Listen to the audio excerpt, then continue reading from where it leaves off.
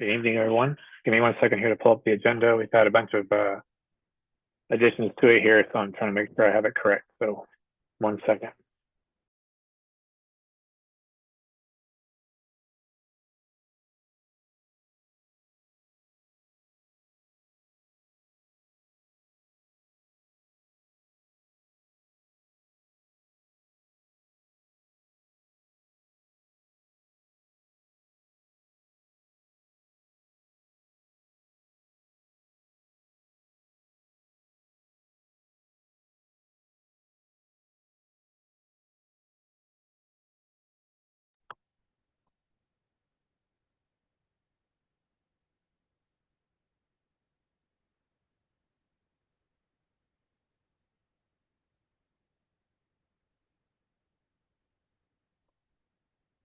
All right, welcome to the December 12th, 2023 regular meeting of the MCS Board of Directors.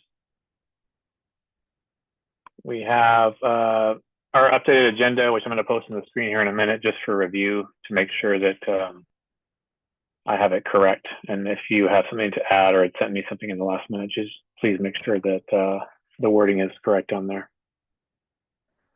Can everyone hear me all right? Okay.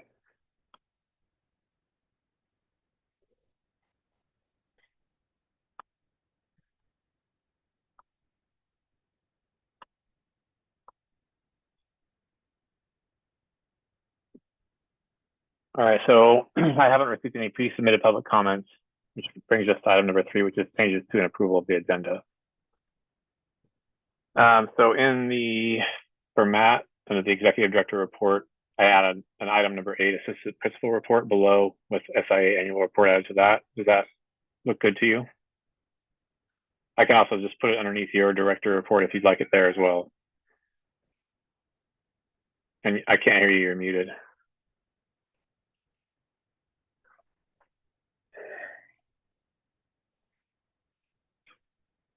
I think it's perfect where it's at. Okay. And then McKenna, you sent me an email about grow schools, correct? It was the enrollment that we discussed. Right. It's called grow schools. Yes.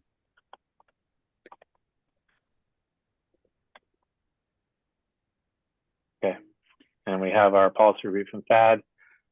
We're going to text Brent when we get close to his update so he can come on board and just talk about all that's going on there. So with that, we'll get started. Is everyone good with the agenda? We'll do a vote. I'll make a motion that we change. Go ahead. I think Brent was asking for an action item. I would just flag that. Oh, yes. Thank you. The grow schools is also a action item.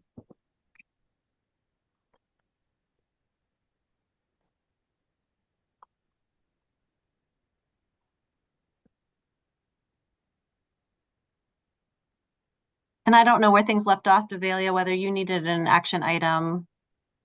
No, she doesn't. Okay. I saw that there's some emails I haven't read yet.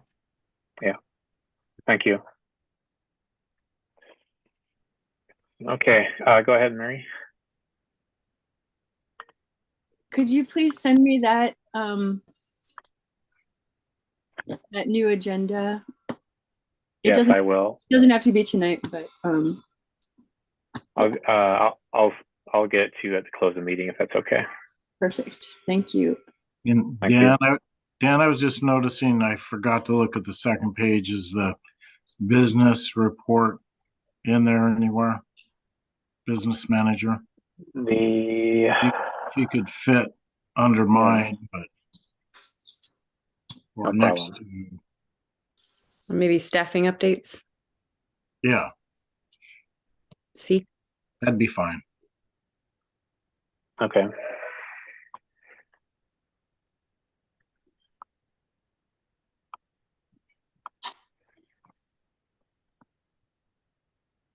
I'll make its own line item going forward, so you don't have to have it right there. Usually we have it up with the consent agenda. Yeah, no problem. Okay. Well, thanks for bearing with me with all these changes here.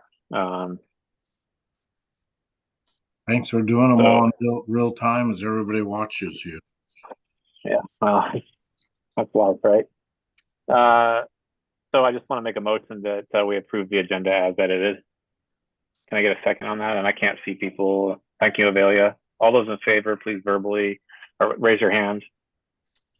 Anybody opposed, please verbally state that you're opposed to it. Motion passes. Thank you.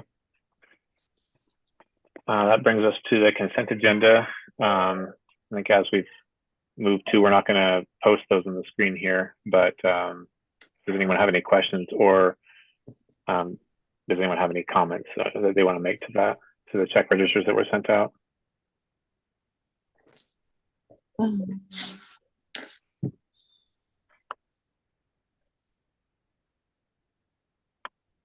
Okay. I'd like to then move to that we approve the consent agenda as sent out. Can I get a second on that? Thank you, Thad. All those in favor? Any opposed? Thank you. It passes. That brings us to the treasurer's report. And Avelia, I can pull that on the screen if you'd like me to. I actually have quite a bit that I have in emails. Okay, So I'm not if sure you'd like if it just would be really helpful. whatever's easiest for you. Okay, I'll just read off. So the first thing is Matt, Alyssa, and myself have a live working sheet that we're working off of. Matt currently is still working with IT to a local get Alyssa's computer, which seems, long story short, we're still trying to locate that, which is the laptop. And also doing some keyword searches on former staff to be able to pull up some of the reports and some of the missing documentation that seems to not be a hard copy of. From there, Alyssa is currently still working on the PERS, the OEB, and just being able to get that access. And the American Express, we just can't get access unless Janet, our former ED, calls and cancels the account fully or allows for us to take possession of that as the main authorized person. The health reimbursement account has also been taken care of. QuickBooks login has been taken care of. It's just the Intuit part that that's still being worked on. The payroll, all of the payroll account logins online, which I'm sharing with Alyssa tonight as well, have been all completed. So we should be strong and straight on payroll now. We also, and currently we will continue to submit, and I will send those in a more prompt, all of the transaction histories that we still need to approve. What's been delaying was one, QuickBooks login was a big delayer. Second, also just being able to actually reconcile all the accounts to make sure that what's being presented is actually what has happened. And now that access of the view aspect of banking online, Alyssa has access to. And there was a conflict about a large deposit, but that has been also taken care of later this evening. That information was much more gathered from the bank. So, so pretty much we're still working on just making sure that we have a clear road ahead. And I know that the new business manager is having a lot of complications of trying to grasp all the information.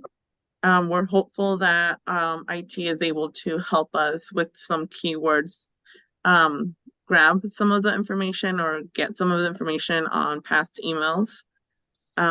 If not, we might have to reach out to see what can be done. Thank you, Avelia. Yeah, it's a big lift there, all the work that you're all doing on that. And we're those of us who are part of this are aware of the situation. We're aware of how much work that entails and how much that needs to be pulled back together again. That was kind of left, tangled in a way. So let's hope that that it keeps going, forward in the way that it is. And if you need more help or anything comes up that's a roadblock, please reach out. Yeah, I think right know. now it's mostly Alyssa being able to have all the information, because once she was able to grab all the information, including for November that we had it and it was set, she was able to work through those reports and get those ready. And so I think it's just the ability to have that information. So hopefully once IT gets back and the ability to get some of the documentation that we are hopeful are in these emails, more clarity is given to us in what path needs to be taken, either just more of a workload for her and how we can just support in that aspect, or how we can actually gather this information that is much needed to be able to even work forward. Okay. And have we been able to make contact and have discussions with the district on anything? Do we have a good contact there? Somebody who's helping us navigate any of these things? If they're, kind of where our money comes through? Alyssa is in contact, if she's can hear, with a person in the district. Okay. And she might have a meeting already this week that's happened. I'm not sure she can. She said next month after the break to meet up with her. I think the first week of January. So hopefully. Okay.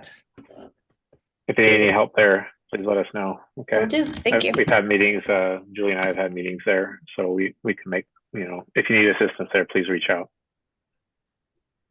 Does anyone else have any questions for Avelia, Alyssa, or Matt on the information in the treasurer's report? Okay, thank you. That moves us to item number 6, which is the MTA report. Unfortunately, Mary Ellen is sick and won't be here tonight. Oh, go ahead, Seth. Quickly, so sorry if I missed this, but I was just reading through your email from earlier today, Avelia. Do we need to take action to empower our board leadership to? No, we don't need that action anymore. That was cleared. Okay, perfect. All right. I'm sorry if I missed that. Yeah. No thank- worries, no worries. And what that was just making sure that our business manager has all the resources that are needed to be able to work through all of the bookkeeping and reconciliation. But that access is one that she does have. And Okay. the deposits were cleared this afternoon by the bank. Okay. All right. Thank you. So Lisa, that brings us to you for the MTA report. Thank you for being here. Very welcome. Yes, Mary Ellen, my partner, I'm missing her tonight. She's homesick, so we wish her well.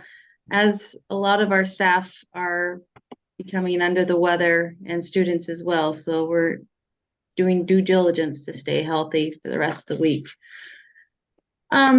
So I don't have a whole lot to report back from teachers, even though we do send out our notice to all of them, but this is what I do have back. From 4-5, Sarah Grace, we are having a blast in 4 and 5. Currently, we are reading Percy Jackson and the Lightning Thief as our read aloud, and we're going to see the play in February. That's exciting for them. Students are reading books independently and working hard to earn points on Accelerated Reader, our new school literacy purchase. Yay! We start Oregon Battle of the Books next week. In math, students are dominating 2-digit by 2-digit multiplication. They are flying through their fluency tests to master the multiplication and division facts. Way to go. In science, we are doing Cybersecurity STEM Week, which was generously donated by the Gorge STEM Hub program.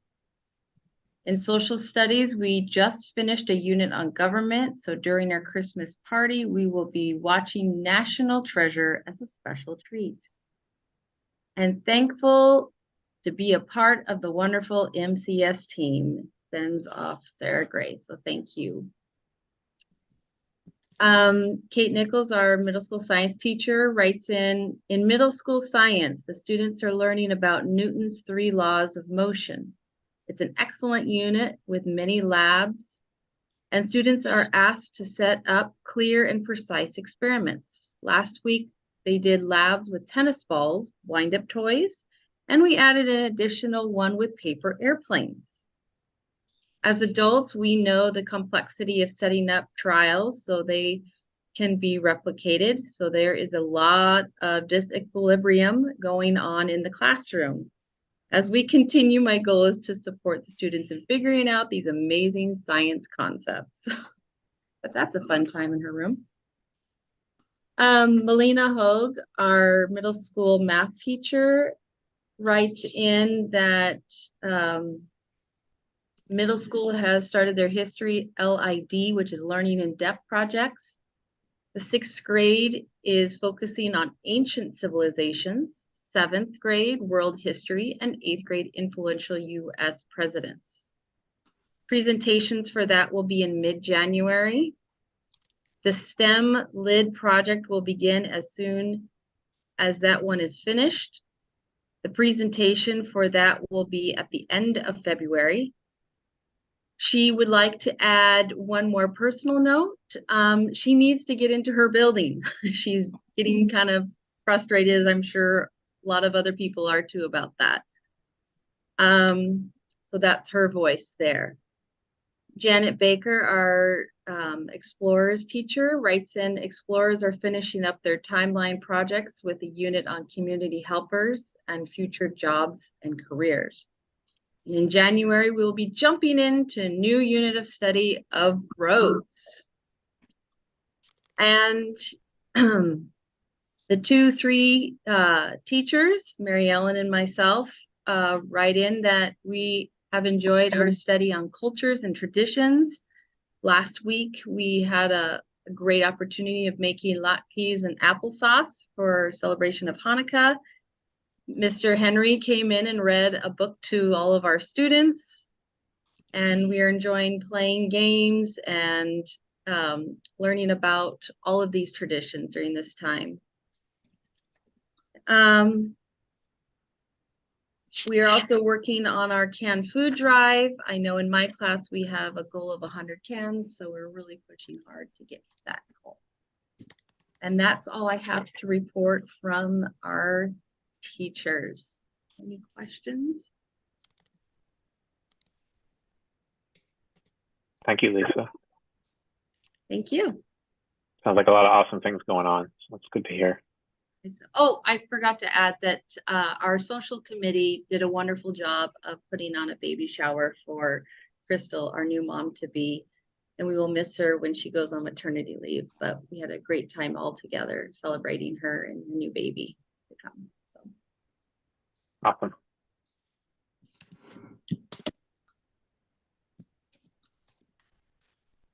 Okay, that brings us to the ED report. Matt, would you like me to share that to the screen here? Yeah, if you can, Dan, it's up to you. If Yeah, I everyone can do has that. it, I can if share. everyone has it, that's fine. All right, it'll be pretty easy here. And at some point, we'll just pull up that quick little data growth slides. Okay. And yeah, I can do that as well. And if we can't do that, I'll read them. Listening to Lisa, it's always sort of an incredible thing to me. It's a small little school, so to speak, but a really cohesive, positive energy of people working together. And there's not a day that goes by, and I wouldn't say this if I didn't mean it, where I don't see the passion for the students from the staff. They really want to make a difference in their lives, and they are doing so. And though we're in a little bit of a challenging period, we keep plugging along as a whole team. That's why I put those things at the top of my report. The newsletter should go out in the next couple of days from all of us. And I just was looking at a picture of some business cards I've ordered for everyone, TAs, licensed. I just feel like word of mouth is powerful. So very good bargain on those. Margaret deserves a lot of credit in helping design them. So you guys will see those soon. I think it's a way to market the district. I'm still but trying to reach both chambers, the Wasco and the Hood River area, because I believe if we could put together a presentation about the positives of the school, and maybe I could get a board member or two, if we can get on their agenda, we put together a PowerPoint slides and promote the school at a chamber luncheon. I'm used to doing that in a previous district. It's a great way to spotlight your school because there's so many people there connected to the community and the business world, etc. I'm also still trying to work with a contact I have in a virtual charter school that I helped start. It wouldn't have started, let's just put it that way. And I'm just trying to explore if there's some angle, and I'll report the minute I find out from my friend, where we could, as a district, utilize that charter. Haven't gotten there yet. I'm not sure if there's an angle, but it might be a way to build the district in a different way. We'll continue to do the coffee with the EDs, ED. I appreciated Giulia and her husband there last time. Jennifer joined us, Maria joined us. And I'm just going to keep doing that, try to promote it more. Love to hear some folks come in and discuss some of their hopes for the district. And it's just a good way to meet people in the community. Next, maybe we'll go somewhere else to a different location to try to provide a more neutral site. Excited to hear you're going to talk about the grow schools a little bit later. Continue to work on the social media, but I think I'll wait to hear about that presentation first. Signage, I feel like signage we're talking, Dawn and I, about just some more signage with some bullets about the school. hopefully on that fence out there when we get it erected, if that's not an issue with the city, because that would be such a great place to see that. And maybe another banner, an all-weather type banner that you can put up. Christmas bazaar, as you guys see there, $1,357.17. And the number of the turkey trot is actually 31. I think it was 3,100. So that was impressive. Giulia putting all that together. That was nice effort and result. I do know the bazaar is quite a lift for the teachers in just preparing or taking stuff all down for their classes. So I'm glad we saw some net from that.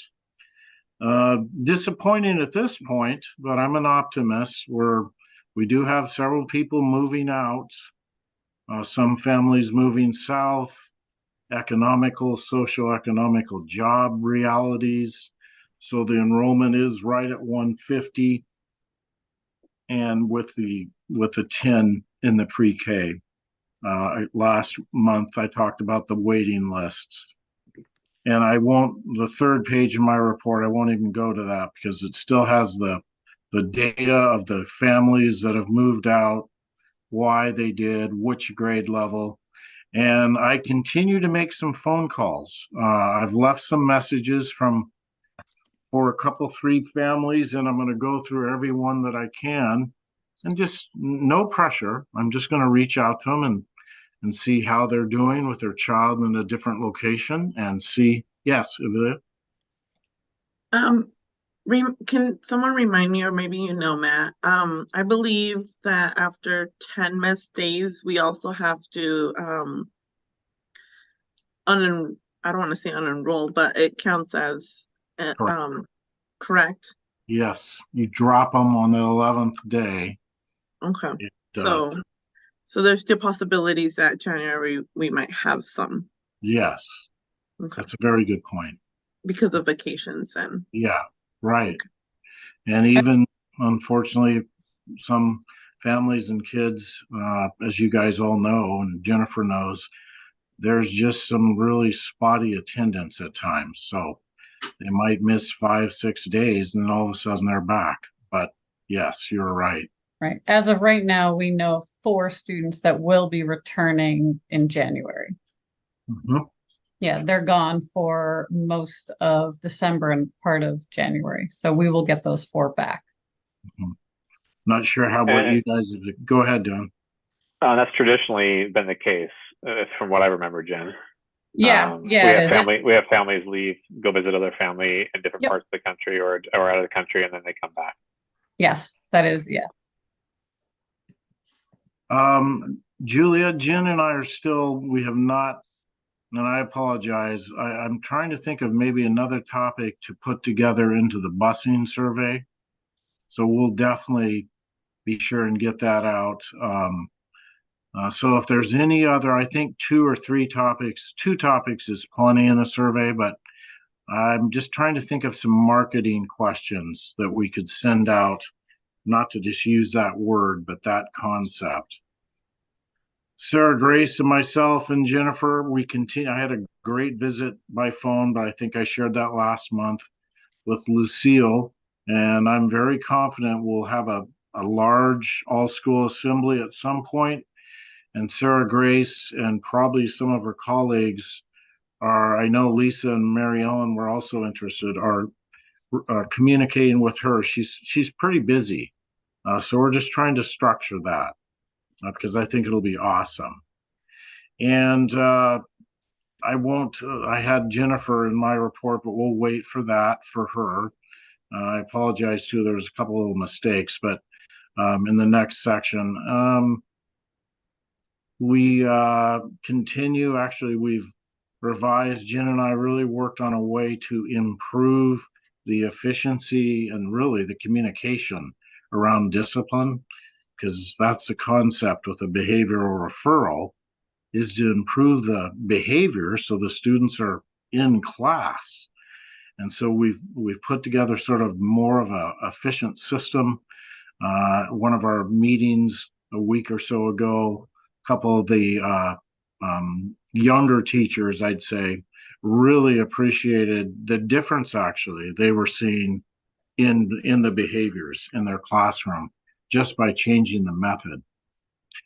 We had PACE come in, free trainings on the 8th about sexual abuse awareness. It was good. It was a lot of information, pretty intense, but it educated people.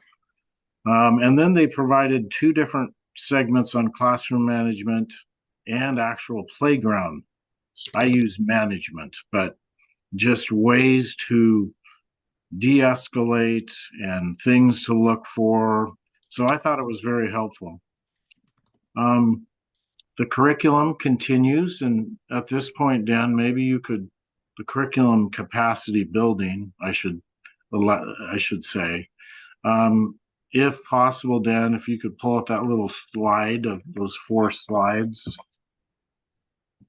That's the reading. Is that the reading one you sent me? Yes.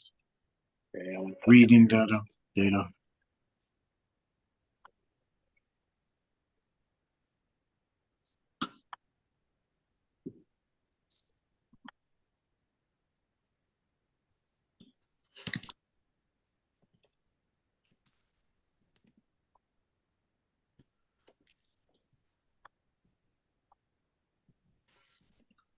Perfect.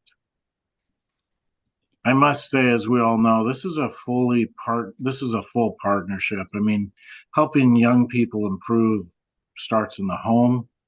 And then we have an excellent reading specialist right now, Crystal Marlin, and she's been managing the reading interventions around reading, and Jen concur, but I'm pretty sure math as well. And so combining curriculum that was acquired or researched or purchased over the last, I'd say, year, combining Jen's perspective on putting it all together, getting the right stuff, and then now you guys, I think, very wisely approving the resolution of having Sarah Grace step in. The coordination is already pretty evident to me. And so you see there in the first cycle, each cycle lasts about 8 weeks. We're monitoring and administering interventions. And then the next slide, and is, so there you see some improvements. You can read them for yourself. 25%. That's a good start. Matt, do we need to explain what tier 3 and 2 are to the board? Jump in, Okay. Jen, and say. So there's 3 tiers, tier 1, 2, and 3. Tier 1 students, all students get the same instruction in reading and math, and tier 2 means that they need additional supports. And then tier 3 would be our lowest performing students that need even more support. So they get an extended amount of supports, either one-on-one group, with a teacher one-on-one, or small groups like 1 or 2 students with a teacher.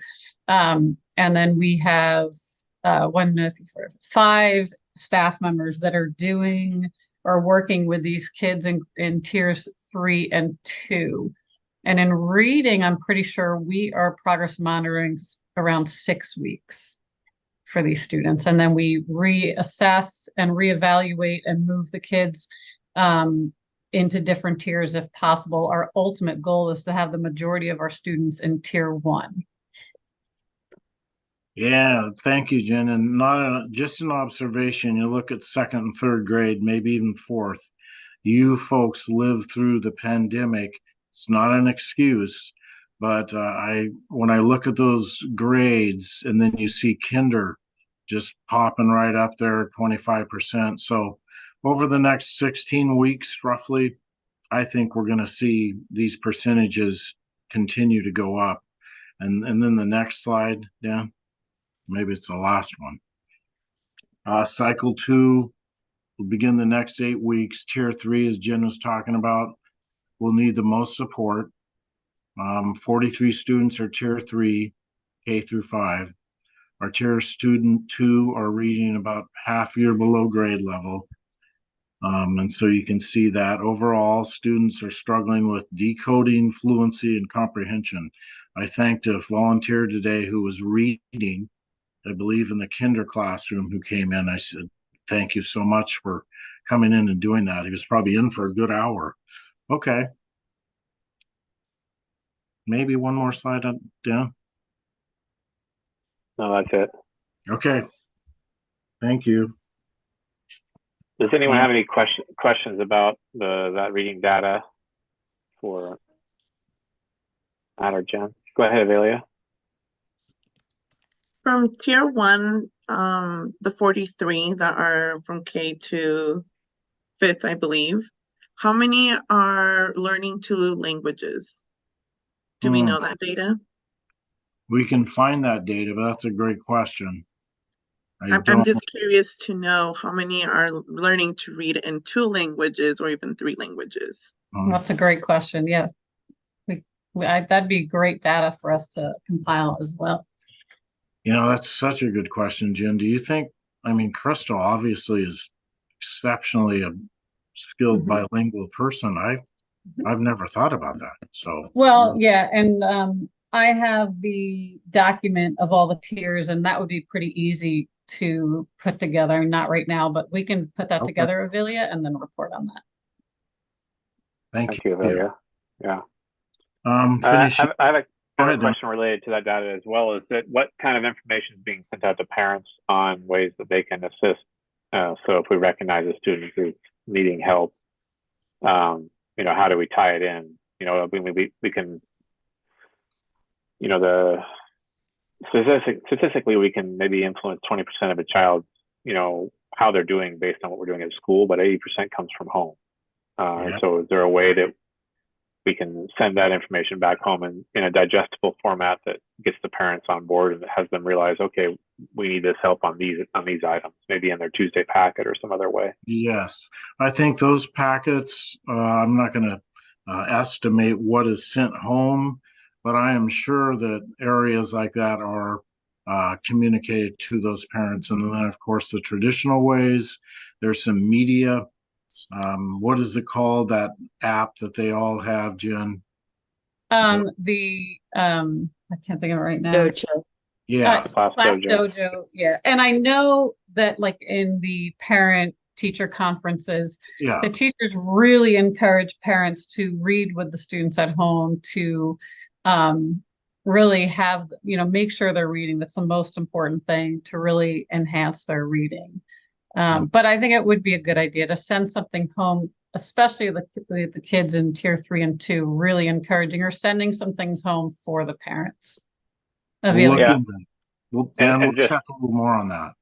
That'd be great. Just understanding for them, you know, for a layperson, what those things mean. When you say we're having a hard time in these areas, what does that mean to a parent reading at home? You know, I think it'd be important to kind of tie that back in. So, you know, whether it's foundational or whatever it happens to be, what that means to them when they're reading a book. What are we looking for? So we can help try to reinforce those things. I know I have a student that as you know, reading's a challenge for, and so we're always trying to help them as well. So yeah. And I was thinking the same thing, Dan, because it said decoding. I was like, a lot of parents might not know what decoding means. I have no idea. Yeah.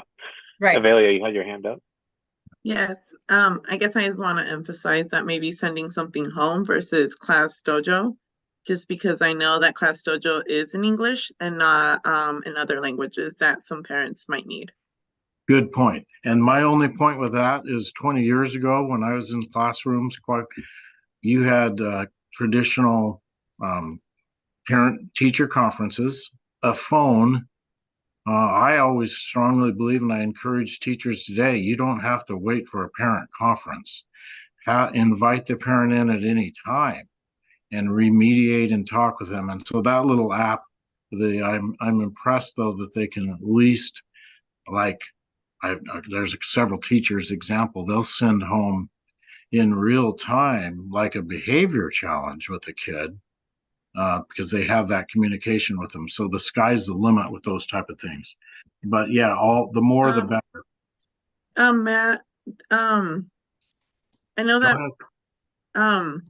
have we ever gotten data back on the response on just apps like this, specifically on those that might not be so fluent in social, like even online features, language. So more of like, I'm not sure how this app works to So- the extent of language barriers. Like, have we ever looked into that? I'm just really Another- cautious with. Amelia, I do know, sorry, Matt. No, go ahead. I do know that it has been in discussion that the majority of the parents who have not joined and who are not on are Spanish speaking families, and I can check in.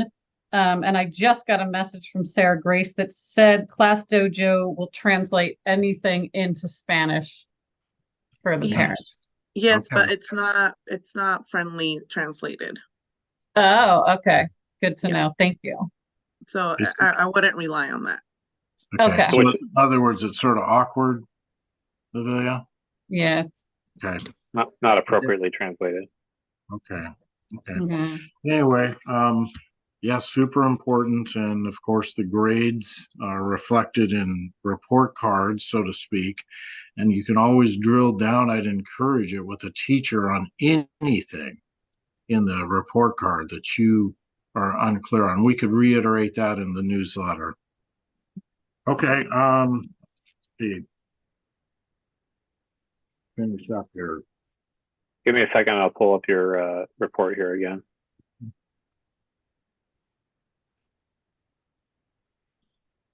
And Matt, do we still need an action item for the new PE teacher?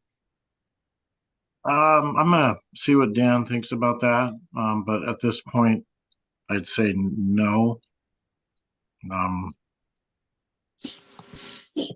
Whenever it's ready, Dan, I can just talk. If speaking of the new hire, and I say hire because we did make an offer in an offer letter to her, and her name is I asked her if I could share her name tonight. Her name is Rosemary Lancy. She's from Hood River. She has a bachelor and a master's. Jen and I interviewed her 2-3 weeks ago. She just told me yesterday that she officially gave her 2 weeks notice, and we're super excited. She's a very, I would just say, from her references and interviewing her and hearing her talk about the things she could bring to the table, and that she's been wanting to actually work in Mosier for quite a while. I think you guys are going to be very impressed with her, and she'll be able to start on the 2nd. And then I can't brag about Alyssa enough. She's just really just been a trooper. She continues to notice things right out of the box, details that are impressive. And as we keep trying to onboard her and we're able to secure the services of an auditor, I think things are going to really begin to move forward. And she can speak to that a little bit later. We have some plans around that. The facilities update, the hole in the back is full as of 2 days ago. And that's nice. You guys will have that as feature, be able to use that in a variety of ways. We have the doors have been put out a little bit, but they were going to be put in this week, I believe, but hopefully next week or the week after. The ramp, we've run into a little bit of a glitch there that I think most of you are familiar with. It just has to be completely engineered exactly the way we're required to do it. The fencing, there's been a little bit of delay with that fencing, primarily because of one of the manufacturers, but I'm hopeful that that is resolved.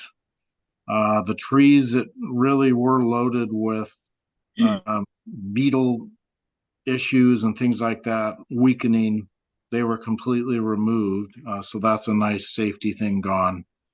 And we continue to make some progress with things from safe recommendations. For example, you have a bookcase that's 5 foot or higher. It needs to be secured to a wall. That's their that they recommend that. You need to be sure, like carpets, if they have the ends of them are turned up, tripping hazard. The training we got the other day, it's the time that we live in, and this is pretty much all I have to say. It's like of course a teacher doesn't want to be in a classroom, and this is just common sense, with their door shut. You should always have your door opened. I'm actually working to put a small window in one of our rooms that's used by one of our staff, because you just want that visual ability there. And we did start our safety committee. Jen might know, I think it's been going for a little bit, but we have minutes on that. I forgot to bring them. But we do need to also re-energize or start a wellness committee as expected and pushed by ODE. And so we'll be working on that. And I can Madam, what? I was just letting you know that I was on. Oh, Dawn's on. Correct. You want to add anything to that, Dawn? I was just going to field if there was any questions about some of the delays. Yes. If The manufacturer, Dawn, is that been rectified basically with that one person on the fencing? Yes, so the fencing project is now pushed out to begin the end of January with about 80 panels, and then the remainder of that will be towards the end of February. So I'm hoping for completion somewhere, I would say March. Okay, and that sounds like great news from Brent as of today. Is there any other info on the ramp? No, that doesn't. No, because we had to stop. We had to stop him in the middle of doing the ramp because we had the repiping. He had some other projects going, so he is going to resume that, I believe, next week. Brent's asked him to please kind of put a rush on it because I know one of the teachers is really chomping at the bit to get in there. And so that's kind of the holdup is we've got to get that ramp done, get it approved, and then we should be good to go. Okay. Giulia, go ahead. Yeah, that was my question, Dawn. I just wanted to be sensitive to Melina's struggles. And so it sounds like after the holiday break, that teacher should be able to move in there. Is that right? Yes, barring any other complications, yes. I hate to give 100%, but so far everything else seems to be, everything else is already done. It's over with. The final piece would just be the approval process. And I think that's just a matter of somebody, saying yes, because I've looked at his plans and he is definitely spot on as far as meeting the ADA requirements. Okay, great. Thank you, Don, for being on point with all that stuff. I appreciate it. You're welcome. Last two quick points on behavior. We do have some behavioral challenges, which is typical today. And we continue to try to coordinate and let's just say leverage anything we can for assistance and resources from the district regarding some of those behavioral challenges. So that moves forward, and I might be reaching out to you guys for a presentation with the chamber, I hope, in the next month or so. Sounds great. Thank you. Does anyone have any questions based on any of the content that was just shared? Okay. You guys are all invited Friday too for lunch. Thank you. I saw Sounds that. fun. I'm sad to miss it, but I will be at work, unfortunately. That brings us to business manager report. in the executive director's report. Are you, is that all right? Yeah, I don't really have a formal report or anything, but just kind of a verbal update. I'm working through getting access to all of the accounts. There's a few that are kind of challenging because nobody left any login information. So for one is our SAM.gov, which is our Systems Award Management. It actually expired today. And I have a processor, so she knows the situation. We're hoping that it's resolved by the end of this week, maybe next week.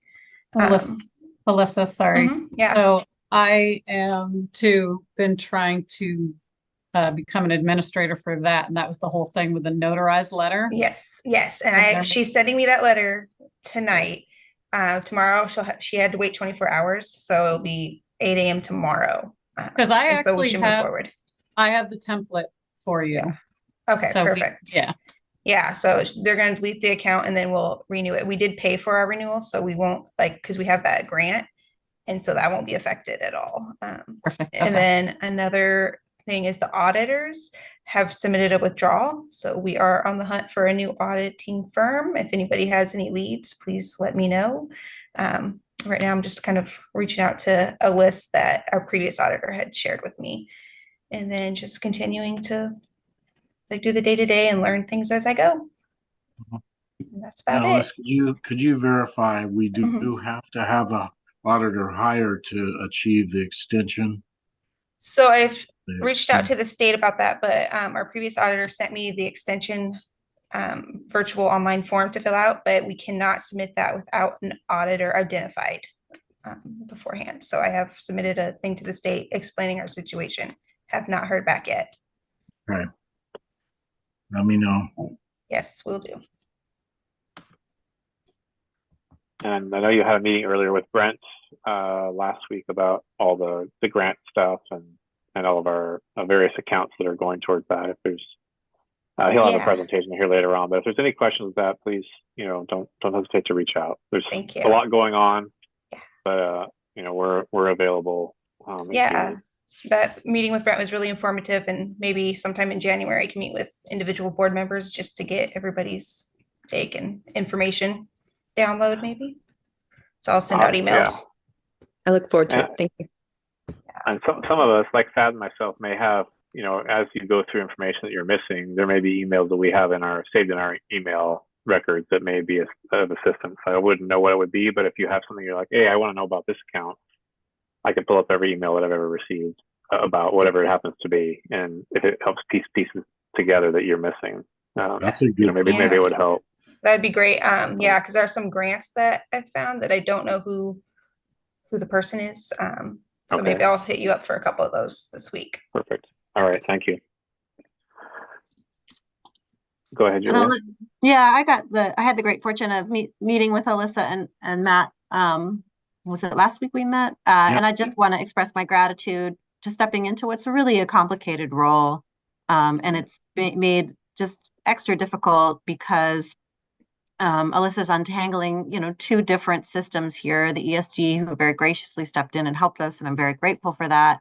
But, there was one way of doing it over the summer, and then there was our previous business manager's way of doing things. And all of, everybody else has moved on and onto their next thing and is not there to handhold and train Alyssa. And that's just, it's figuring all of that out on your own is a huge task. And I just really commend you for sticking with it. And know that we understand the situation that you're stepping into, and it is not one that you created. It's one that you're helping us work through, and just really, really grateful for it. And please do continue to meet with us, to ask for help when you need it. It seems like, Matt understands the situation you're in and is helping you too, but consider us a resource as well. Thank you for that. That's great. Well said. All right. Thank you, Alyssa. That brings us to the Assistant Principal's report, which is an SIA annual report. And Jen, I'll get that. I can share. Do you want me to load it up? Okay, yeah. Perfect. That's great. Yeah. Okay. And I want to thank Jen for working really hard on this. The continuity of her being here last year and being familiar with some of these things and the requirement of this report. She's really done a lot of work on it in the last few weeks. Thank you, Matt. So this is the annual report for last year, and we do it quarterly. So this is for the end of the year report. Yeah, so there's the financial side of it, reporting, and then there's 4 questions that have to be answered just about the grant and then the spending and how it went and things like that. So these are the answers to those questions.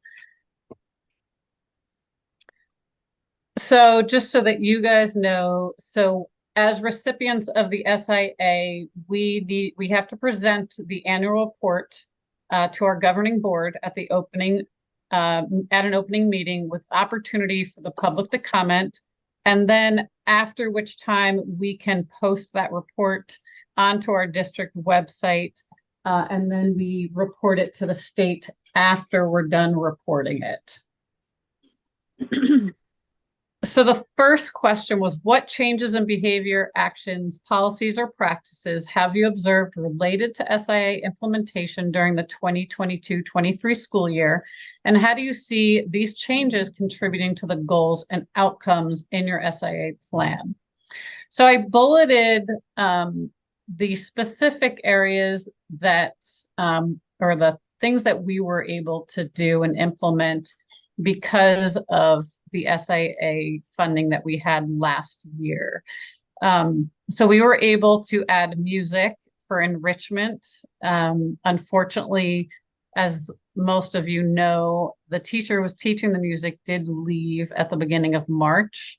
But so we specifically hired a teacher. She taught middle school science and was able to also teach music.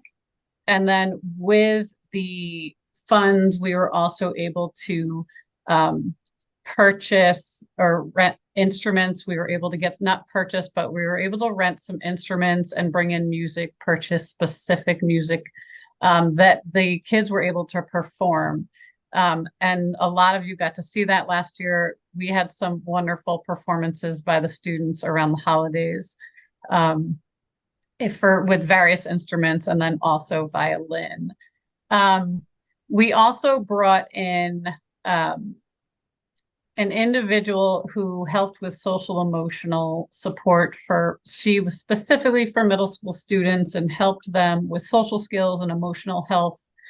And then she was also able to work with groups of students to work through conflict, and then a few students who had some other struggles.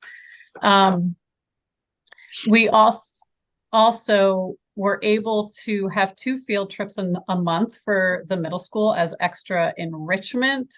And in the field trips, we were able to do some hikes, go to museums, various other things. We did rock climbing and some really amazing things. So the grant helped pay for the field trips that did have a fee, but also for transportation. We have our annual Made for Mosier fundraiser each year, and we use some of the grant money to help pay for local artists and then art supplies for the projects the students created that we were able to auction off. We also last year added our new reading curriculum, which was called Foundations, and that was for grades kinder through 3rd grade. That was specific instruction in phonetic and then high frequency sight words. Last year, we started with our reading specialist who taught the teachers how to teach that. And this year, continuing, the teachers are using that in their classrooms and they're teaching it. Any questions on those?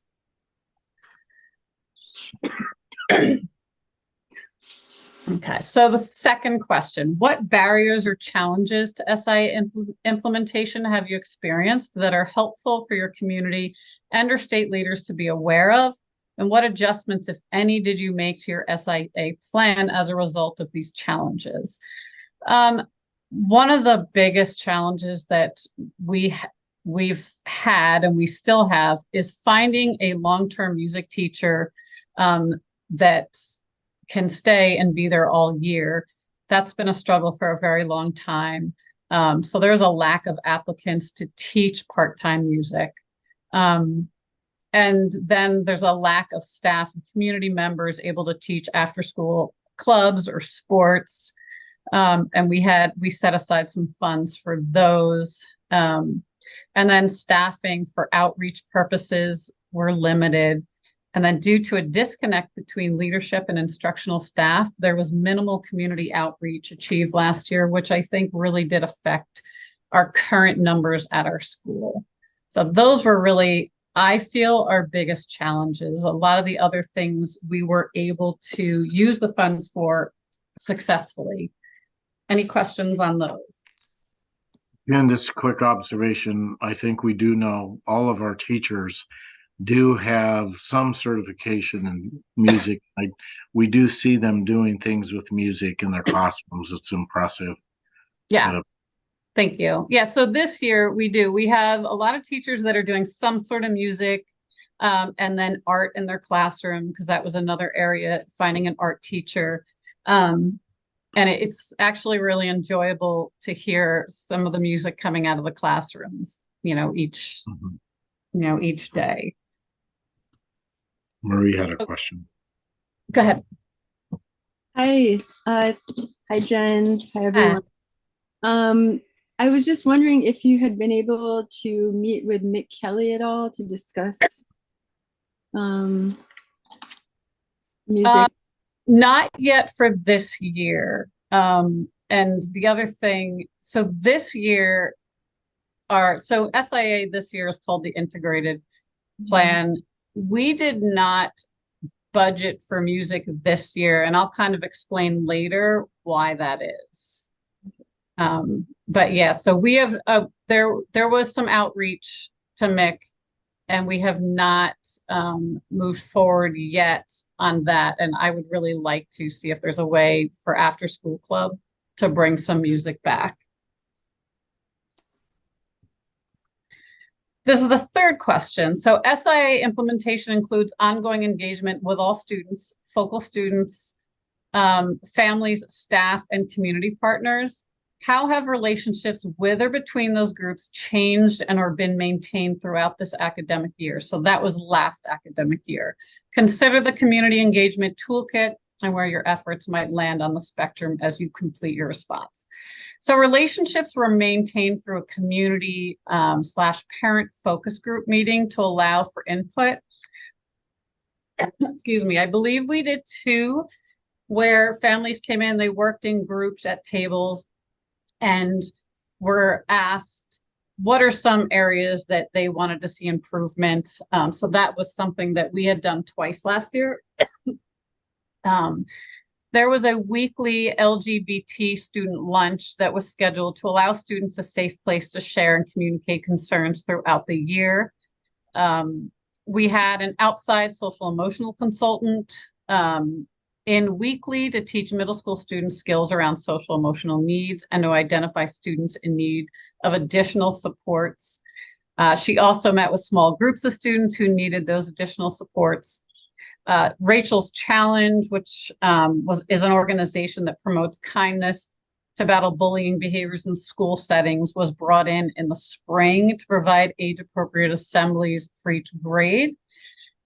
Following the assembly, a kindness challenge was implemented school-wide, and a letter was sent home to families with some links to create their own kindness chain at home and then to bring it in to add to ours. There was also an age-appropriate daily relationship building greeting that was implemented for all grades. After that, we have little pictures on the doors, and as students come in, the teachers stand at the door, and we're still doing that this year. The students can choose either a handshake, a hug, or a wave, how they want to greet the teacher each morning, so every student is greeted individually. Additionally, we provided staff training and anti-racist equity and culturally sustaining and responsive practices. And then a bi-monthly newsletter was sent out by administration and teachers to keep families informed of school happenings and announcements. And then we sent surveys home to families. We also sent them to board members, all the students and staff to gather information on future needs for the school to better serve our students and to help plan for this current year SIA funds. So that's how we determined where we were going to allocate this year's funds to. Does anyone have any questions for that?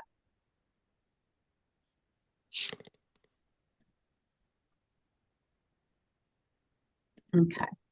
So this is the fourth question. And so as you think about what guided your choices and prioritization efforts in this year of SIA implementation, what stands out and how will what you've learned this year impact future SIA implementation efforts?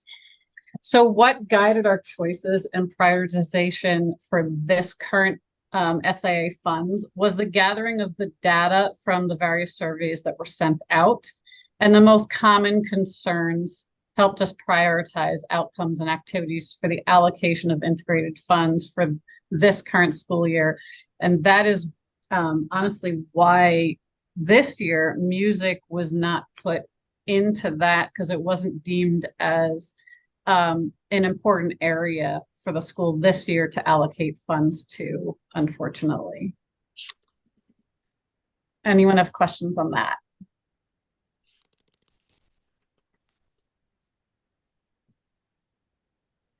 All right, so the next few slides, these were progress marker ratings, and Matt was not here last year, so I really had to decide where, and he and I did have some conversations where the progress was last year in these different areas. So every school recognizes and honors the strengths that educators, students, and their families bring to the educational experience through active and consistent community engagement. I felt we were medium. I think we could definitely do better in that. So I did not rate that as high. An equity lens is in place, adopted and woven through all policies, procedures, and practices. So again, I think we're working on that, which is why I rated it medium, but I think it's something that we could definitely do better at and we continue to work on. Data teams are forming and they frequently review data that informs a school's decision-making processes, including barriers to engagement and attendance. This I felt was not done last year. We are definitely doing it this year, but unfortunately this progress monitor is from last year and I don't think that was done enough. Schools and districts have an inventory of literacy assessments, tools, and curriculum being used. This was definitely an area that we concentrated on last year, and we continue. So I gave it a high rating, and we continue to do really well in that area. So increased communication exists between educators and families about student growth, literacy trajectory, areas for improvement, and individualized supports are provided. So I think we are doing really well in this. We are providing the supports. I definitely think this year, and as was brought up in this meeting, we could send more information home to parents. And so that's something I wrote down and we'll look into, and Matt and I will get that moving this year. Schools and districts co-develop and communicate a shared understanding of what it means to be on track by the end of the 9th grade. So that wouldn't pertain to us. So I put no observable change. Every school has effective foundational learning practices in place, including self-welcoming classroom environments, social emotional learning, trauma-informed practices, behavioral supports, and culturally sustaining practices. I think in the classrooms, our teachers do a really good job of that, but I still think that is an area we're still developing. And again, this year, I think we're doing a much better job. So I rated a medium. Educators use student-centered approaches to foster student voice, reinforce student engagement and motivation, and increase academic achievement. I think our educators do really well at that and continue to do that. So I rated that as high. Dedicated time for professional learning and evaluation tools are in place to see if policies, procedures are adequately meeting the needs of students. I did not feel this was done last year, so I gave it a low rating. Comprehensive literacy strategies, including professional development plans for educators, are documented and communicated to staff and students, developmentally appropriate, and families. Again, I did not feel that we did an adequate job on this, so I gave it a low rating. The next one doesn't pertain to us. So last one, schools strengthen partnerships with active community organizations and partners, including local public health, businesses, faith communities, tribal leaders, and others. And I think we did a medium job last year, and we're continuing to build on this year. There's one more slide. Educators have a balanced assessment system in place to help them identify student learning in the areas of reading, writing, research, speaking, and listening that are clearly connected to Oregon's English language arts and literacy standards.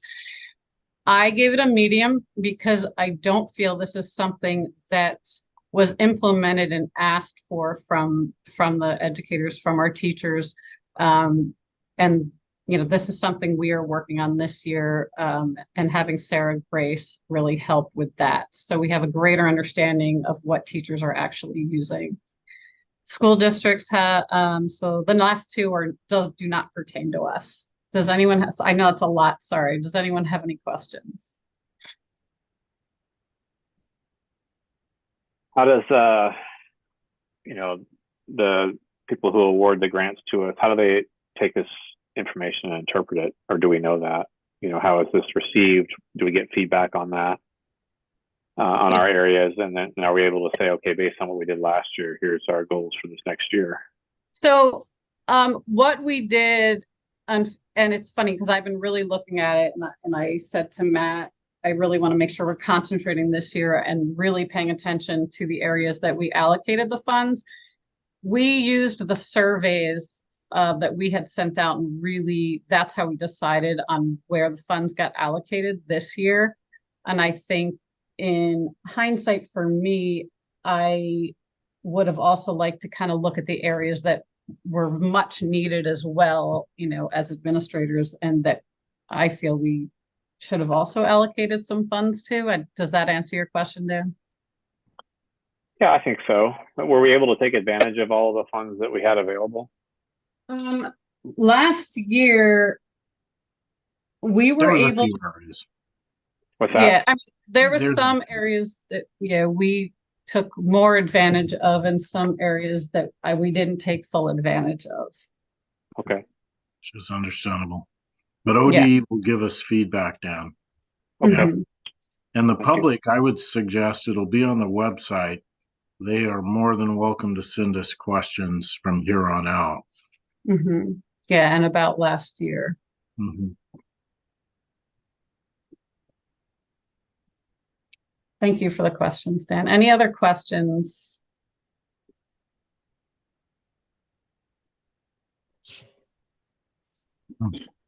Okay. Thanks, Jen. You're welcome. Yeah, thank you. Thanks, Jen. That concluded item number 8. We can move to item number 9, which is our ED search update for the 24-25 school year. As you all may recall, we are using Breakthrough Consulting.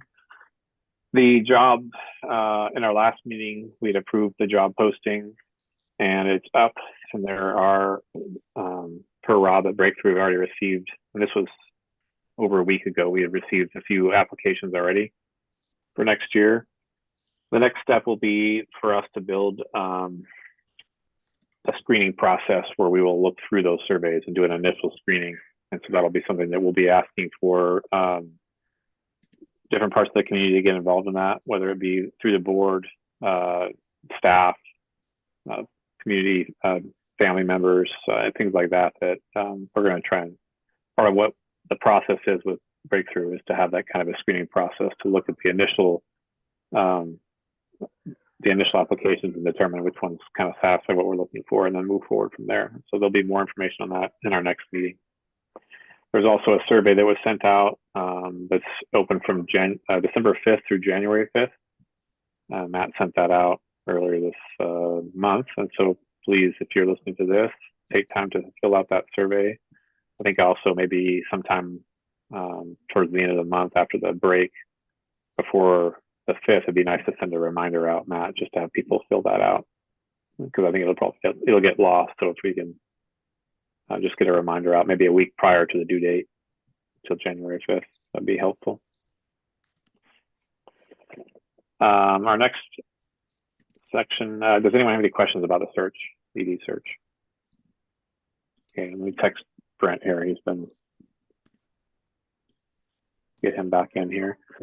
The next thing brings us to our item number 10, which is our DOE grant and HVAC update. I can tell you that there's a lot to this project, from anywhere from historical reviews of the building and what the work that we're looking to do. So they have to look at it and say, okay, is this work going to affect the building in a historical way, or do they recognize this building as a historical building, and does the work that we're doing affect that in any way? Anywhere from like the upgrades we're doing for power, the window upgrades that may, that will happen. They want to make sure all that stuff kind of aligns with what the building looked like. And so that's still in process of being evaluated right now. Bringing Brent in now. There's a power upgrade that we're trying to get started here at this next break. And so that'll be something that has really come together in the last couple of days. It's why it's an action item that's on there now that wasn't on the initial agenda. We had a lot of stuff that got solidified from Pacific Power and also from our contractors that we're working with. So Brent, when you're ready, if you want me to pull anything up on the screen, I can, or if you just want to speak to where we're at, let me know. I guess I'd kind of give you the quick overview. Thanks a lot. Apologies. One of these days I'm going to get something to you with like weeks of notice, and we'll all have ample time to cogitate on it. Thanks, Dan, for putting it on the agenda, and everyone else for helping. Long and short is Pacific Power, as of yesterday, actually today, finally told me that their side of the budget would be just under $18,000. They've got the final numbers coming in a letter to the school PO box, but it's just under 18K, which is frankly a lot better than I was fearing it would be.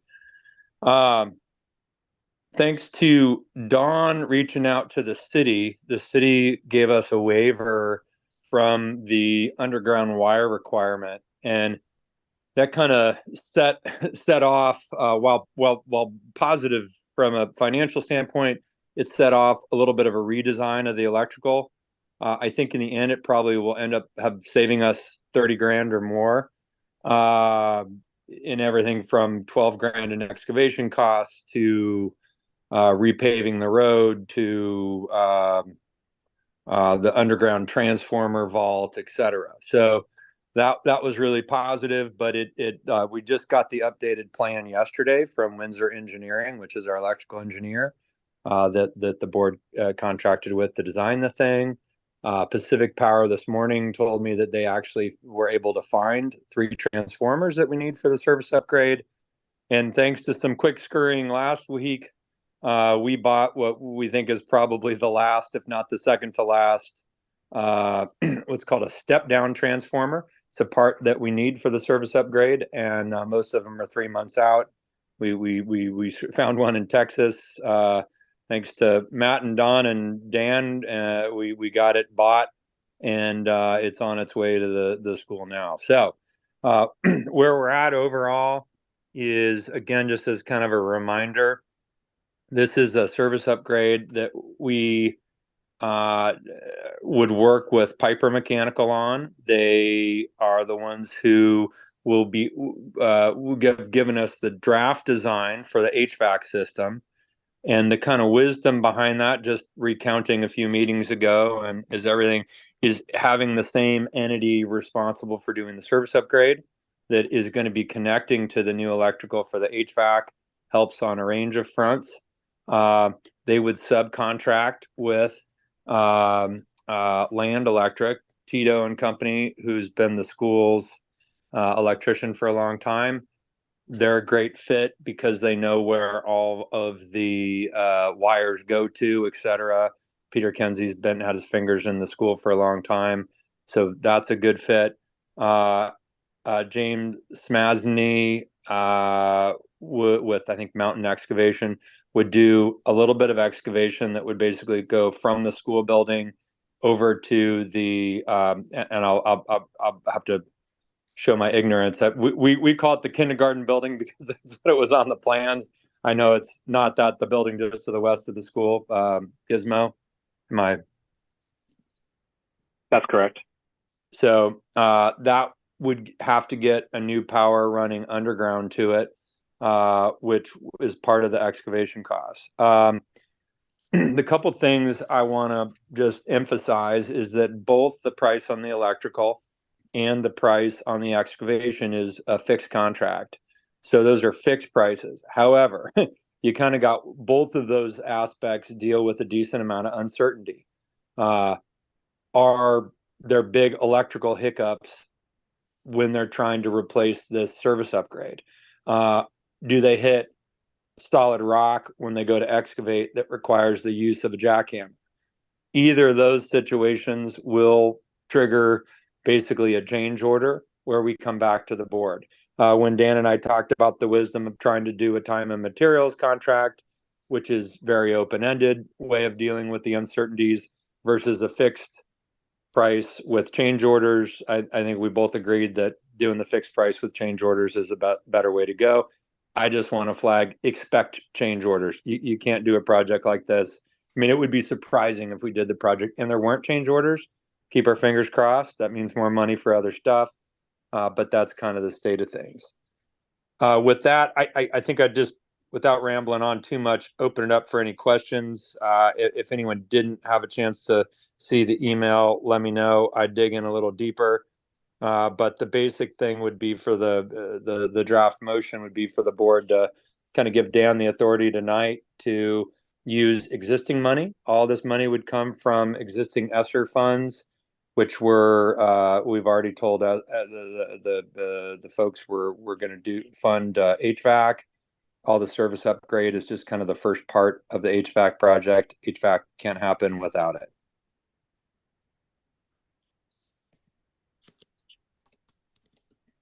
All members get a chance. Go ahead, Avelia. First of all, thank you, Brent. This is ginormous, and thank you for doing all this amazing and great work. And Dawn, thank you for saving us a lot of money. And then just to understand the first, so the about 180,000, that's something that the board had already previously known about. So it's just what this means. I'm just trying to make sure I'm getting this correct. Is this the additional 18,000 of the Pacific Power's cost, correct? Well, what I would say is that the board has known when it approved the ESSER funding and that allocation that you're going to need to spend at least 360 grand to do the HVAC, right? That was kind of the assumption when the board got that. You know, you probably didn't get down into what was involved in that or what you got, but you know, what I understand the board's, you know, clear on and okayed is, hey, 360 is going to get spent on HVAC. And this is just part of that 360. I'm just kind of breaking it down into a more, you know, granular detail, being the 18 going to Pacific Power was actually probably going to be part of that Piper contract. But if we pull it out and pay them separately, then we don't pay them a fee on top of it. So it saves us a $4 grand or something close to that. But yeah, we haven't had the estimate that the board had gotten previously a couple months ago I sent out was actually $150,000 estimate. That was from Land Electric. That was just for the electrical component. And then the new estimate, the new numbers you got in this is how much is Piper Mechanical going to charge? I noted in my email, like what Piper would charge is basically about, I think it came out to, sorry, I'm looking at it, 37,000 or so. Sorry, let me just get the right number. Yeah, 36,000, 35,700. $1,850. And that comes out to about a 25% contractor fee if you're looking at it as a fee based. That's kind of high on the even for a commercial contractor. However, kind of given what's involved and looking at what the actual price tag is, the idea that we could get a general contractor to come out to Mosier, take on the liability, work with contractors, subcontractors that essentially they don't know that we've hand selected to give us the best value, and do all that for less than 35 grand is like, I don't see how they could do it. So with that, Dan and I talked about it today. We're not crazy about the 25% number, 20% number. I wouldn't blink an eye at 15%. I don't know anyone who goes less than that.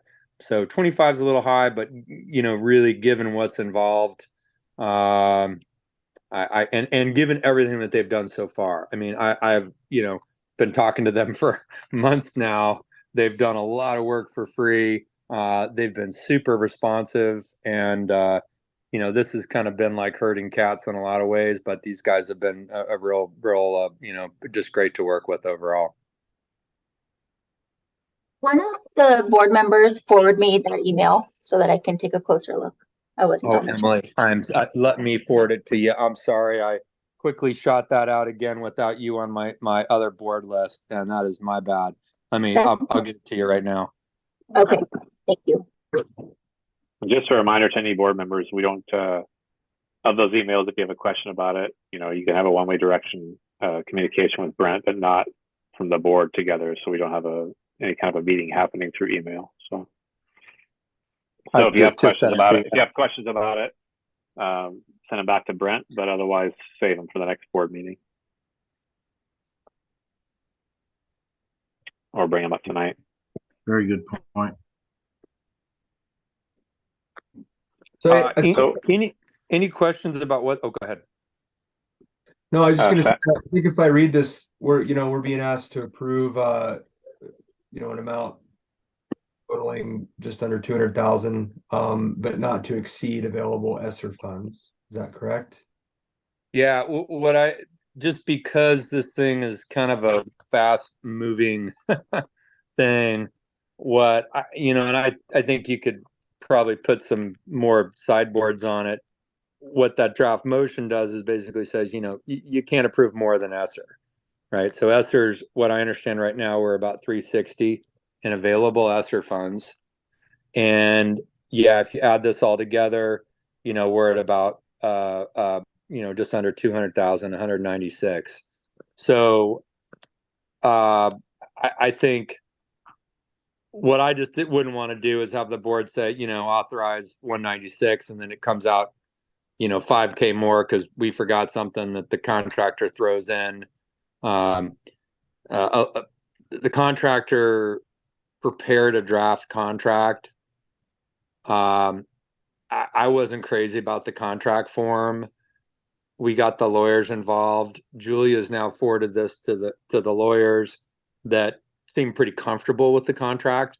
AIA, it's clunky for most of the stuff I do, and it's a big, 50 pages of definitions and all that. But if they're familiar with it, that's great. I just didn't want the school to get into the spot where we're not familiar with it. We got to implement it without kind of the lawyers that know it, and then you got to pay the lawyers to understand this big clunky contract. If this sounds like this is what they often use and they're familiar with, so that kind of solved my concerns about it. Okay. Yeah, I think you're right that I think originally, it was quite a long time ago that, the board kind of budgeted around 360K of ESSER funding for an HVAC upgrade. A lot of time has passed since then, and I guess the only thing I think I'd want to sort of understand is where we currently are with respect to ESSER funding, and if any of those allocations have changed. Have we, I'd be uncomfortable assuming that there's still 360K of ESSER funding not spent, right? Or not allocated towards the pre-K program, or there's other things we funded out of ESSER as well, right? So I can send that to you, Thad. We had a breakdown from 1, 2, and 3 what the applications were. You know, I can't say for certain that it's 360 on the dot. I think it's really close to that. And those on our last, it was probably 3 months ago now, but it was presented as that those were set aside for this purpose. Okay, and then this 3 months ago is not that long ago, so that's fine. I just I'll find them. I can find the emails and forward them to you. The document, the ESSER document that shows kind of where things are, and that'd be a good thing for us to meet with Alyssa on, just to to go through that and double check on that. This was pulled out. I guess my process. Go ahead. Just my feeling is like I don't want to come across as trying to like stymie progress or not move quickly, but also want to make sure with the amounts we're talking about here that the board is fully informed before they give the thumbs up. Certainly move forward, right? So and as well as our business managers comfortable with it, our ED is comfortable with it, because it is a significant amount of money, which was definitely originally intended to be spent. It's not like this is out of the blue. Those are just and maybe just to flush out for your I think I forget how much of this stuff we talked about at the last meeting or the one before, Thad, but the part of the context for this and the context that we've kind of been talking about it is also, this obviously directly relates to the DOE funding, right? 360 probably was never enough money to do an upgraded HVAC project, but it certainly isn't today. And so it's like the ability to use the ESSER, and I sure don't mind getting, and it probably makes sense to get a updated ESSER number, just confirms that the funds are there. I think everyone I've talked to, this is even going back to Janet and Carol, everyone I think has treated that 360-ish as, it's a very clear and important purpose. So I guess I'd be surprised if it kind of, mysteriously got spent, but it does obviously. And I don't mean to imply that it did. And spent isn't so much my concern as to make sure it's not been allocated to cover other things, right? So that to find a different way to cover. Yeah. So at the last meeting, I know you weren't there. That's the board had agreed to basically, as a part of the DOE grant, take some unallocated ESSER money of the 360. So like if, let's say we go in and spend 200 for the service upgrade, what the board agreed to do on the last thing was, in order to was to shift some money around from ESSER to non-HVAC. This may be a longer conversation. I'm not sure if there's a better way to do it, but basically some of that ESSER fund can be used for other stuff, right? It can be used for other safety stuff. Dan and I have spent some time going through looking like, this is it's going to get us off track too long and maybe add complication. But no, we had a pretty in-depth and lengthy discussion at the last board meeting, not only kind of confirming the use of ESSER, but actually using some of the excess ESSER beyond what it takes to do the electrical service upgrade, actually to help overall fund the DOE grant project in a way that let us maximize and take advantage of federal tax credit or cash credit now is the way to call it, for the solar. I can't probably summarize that in shorter than a few minutes for you, but I just want to let you know there was a whole, we had a pretty in-depth discussion about at least that, and there's this other piece of it, at least to if you didn't get wind of it, we should probably bring you up to speed on too. Understood. Yeah. So just some context here that we have. So for our estimates in April, the electrical project estimate was 185. And so there's been some creep, the change in plan, the $10,000 purchase of the step down transformer, the lack of the need to go underground. I think there's some costs that were not included in that initial estimate. That was basically I believe that was from Tito, but also going back to our ESSER funding, we have, just so you're aware, Thad and everybody else, the ESSER 3 initially was $441,000. Of that, $57,215 were allocated for pre-K. And then the remaining 360 and change was allocated for the HVAC.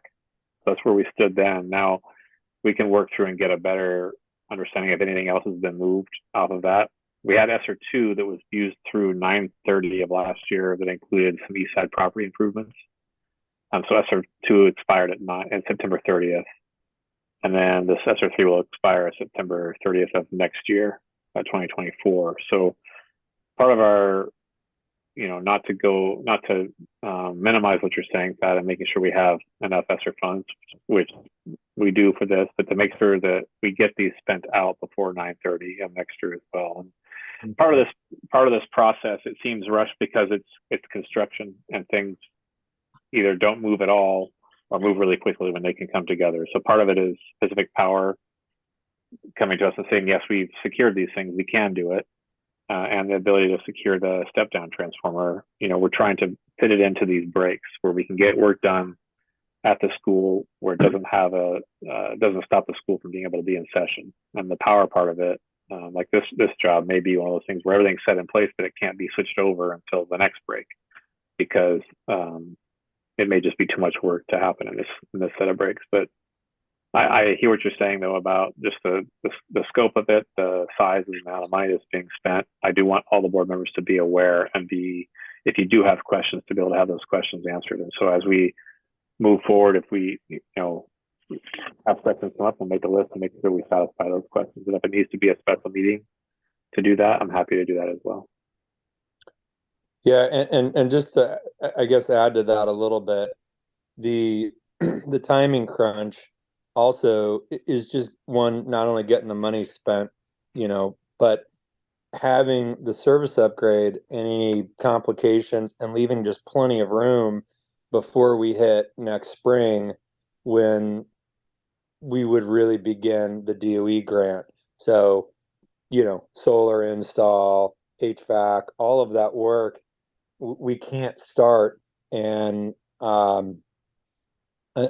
mean, it would just, I think, be kind of crazy to try to condense all that.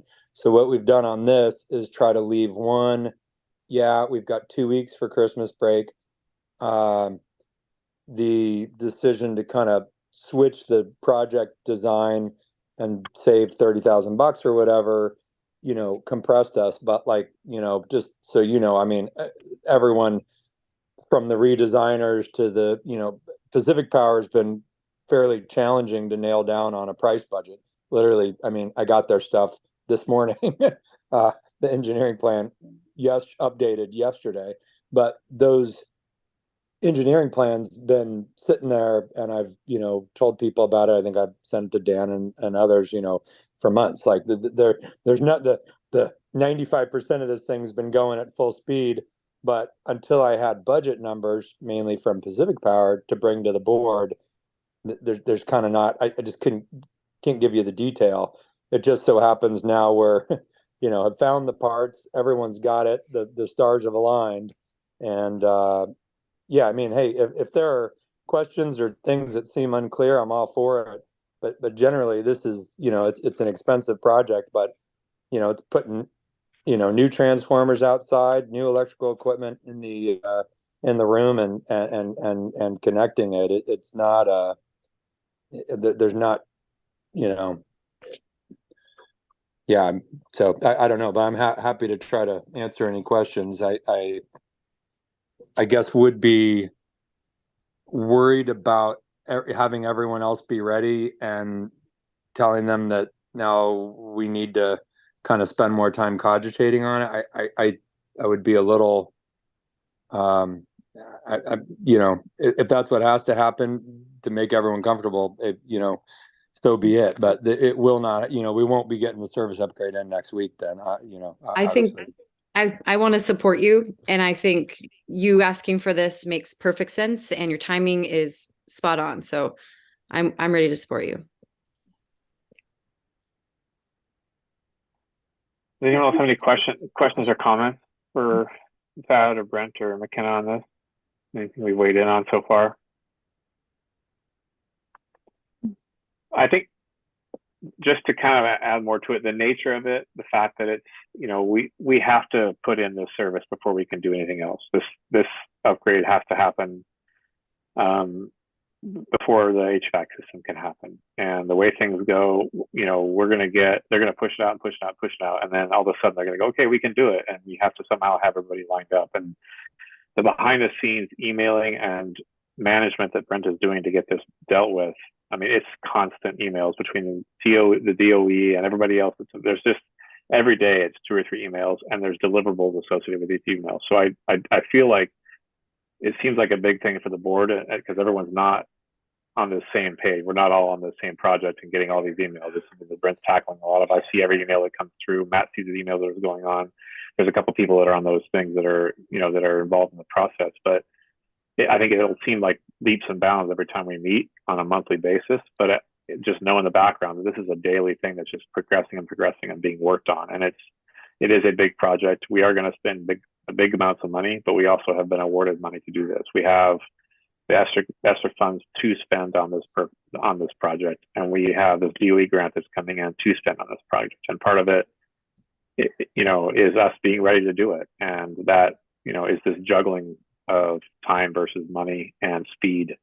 And so I am comfortable moving forward with it. Brent and I spoke earlier today. I was a little bit uncomfortable with the cost for the general contracting fee, but at the same time, we couldn't find anybody else. It's our only person who's there, and they're doing all this work and taking on the liability that if we were to be our own GC, which I don't, we could do it on this part of the project, we would assume all that liability on ourselves. So while it's money initially in the outlay, it covers us in case anything goes wrong.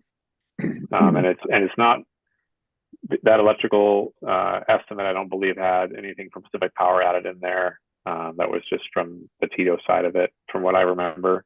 But Brent, you can correct me if I'm wrong on that. But it is a lot of money, but it's money that we have in a grant that's meant to be spent.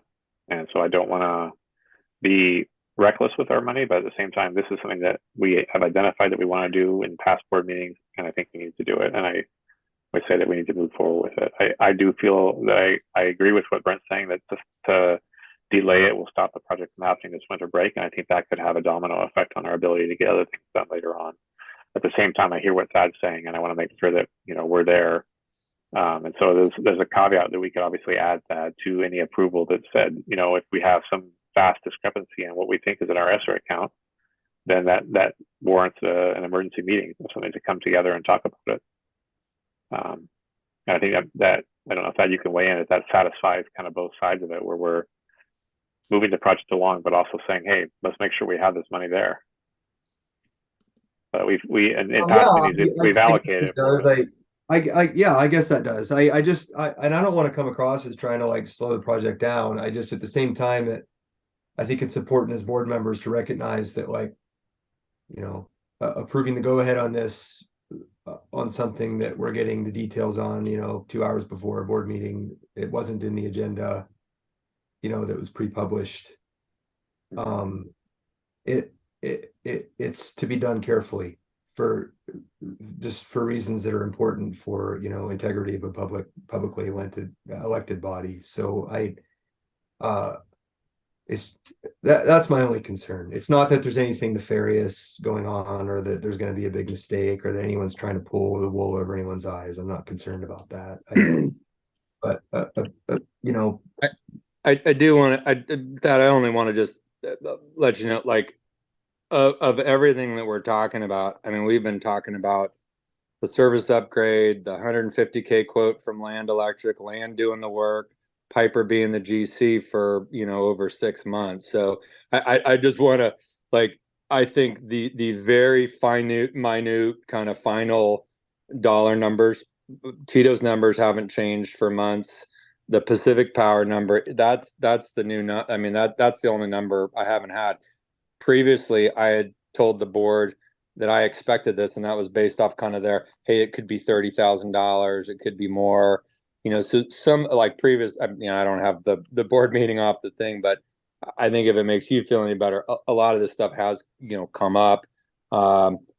Again, I think I've even sent out the electrical engineering plan, which is, almost identical to what we have minus a few, switch and overhead wires, months ago. But I'm also really happy, like, if there's a better way to kind of like increase, whether it's you or others transparency, I kind of walk the line between not wanting to pull you guys into every piece of minutia, but also wanting anyone who wants the info to feel like it's out there.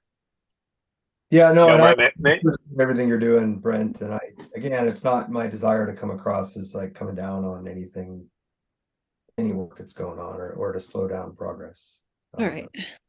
I think you heard that. What I can also do is we get a weekly summary from DOE on this project, and I can forward that along to the whole board so they're aware of what everything's going on. So a lot of it has to do with acronyms of documents that we're working on that don't mean much. Thanks, Emily. That don't mean much at face value when you look at them. But if you want more information after you look at that weekly summary, more than happy to send it out. And just to kind of dovetail on what Brent said, yes, this is the exact dollar amount is new today, but it is something we've been talking about for months. It's something that we're in the same ballpark of the money to be spent. So I didn't like the fact that it was a last minute addition, but I also understand and I'm aware of the timeliness of it and the need. And I want to, obviously keep things moving forward. So that I hear you on that. I hear as far as the public meeting goes and the fact that this is, this bit of information today it was received at the last minute. I think it's important that we do proceed forward with it. Okay. Any other questions or comments for Brent, Thad, or myself, or anybody? I'd just add that, Dan, that I think to meet both both interests of everyone involved here, it might be a good idea to consider a special meeting after the holidays, just to keep the transparency there for the community. Might be worth thinking about. Thank you. I'll send some dates out and see what we can do. Because it's a big thing you guys are doing, and it's very impressive. And I think the public would be impressed. Thank you. All right, so let me read off the proposed action item. I'll add, I want to make some edits in real time to account for us just wanting to be aware that we need to follow up and check and make sure our ESSER funds are what we think they are. So give me 1 second here.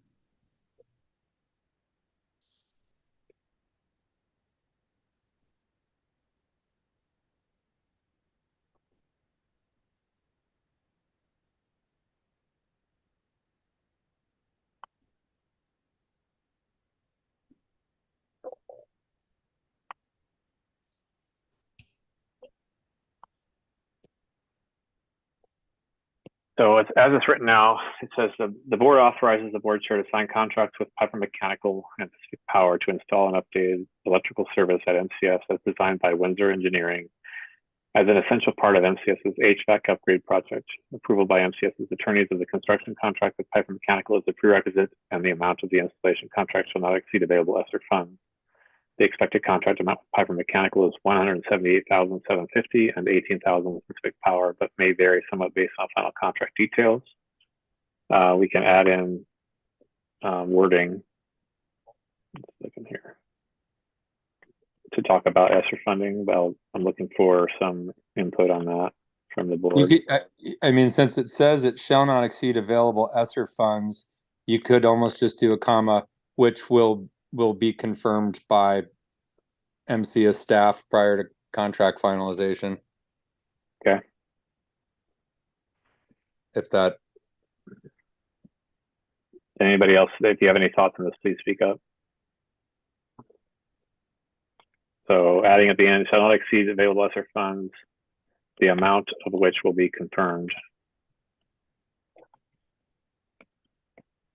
by MCS business manager.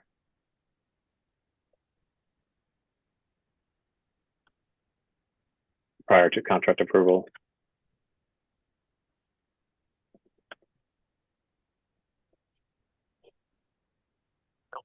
Hey, How does Dan, everyone feel? Go ahead.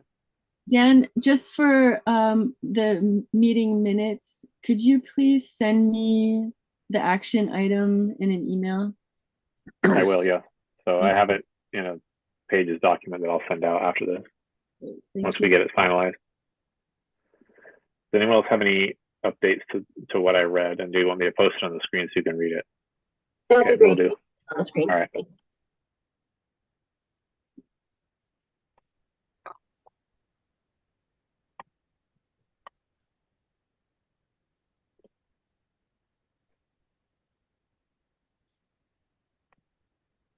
Everyone see that? Okay. Yep, thank you.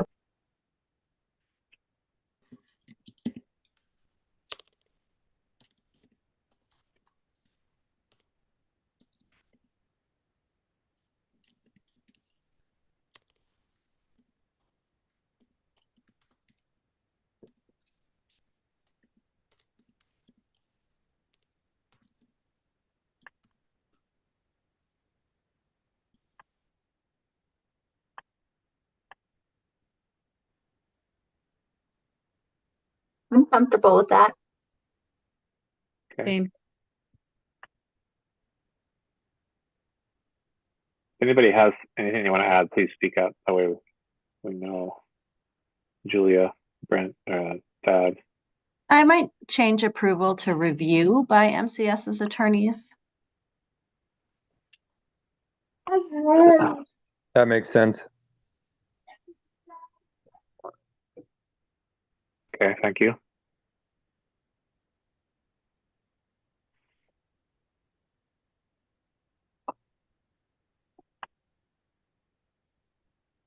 Thad, do you feel like that note there about the ESSER funds satisfies the money side concerns that we were talking about? Thank you. Sorry, I was on mute. Yeah, I'm comfortable with that. Okay, thank you. I just want to make sure, you know, I don't want you to feel like I value what you're saying, and I don't want you to feel like, you know, you shouldn't say the things you said. I think all the inputs here are important, and it helps us be better as a whole.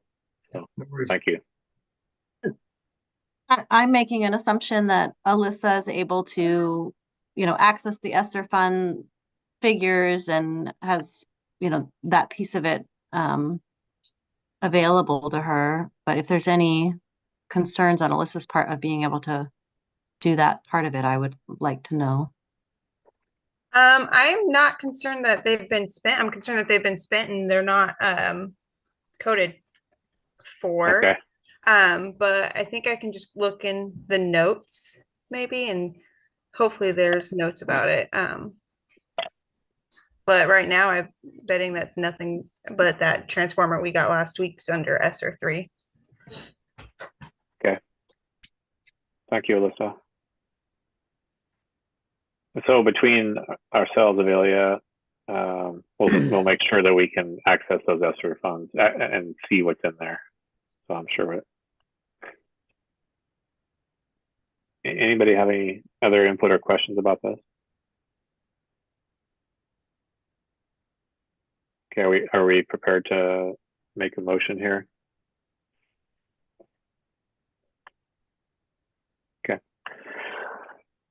Since it's myself, I'd prefer someone else just make the motion rather than me making a motion for me to do something. I'm happy to second it, but if someone else wants to read that.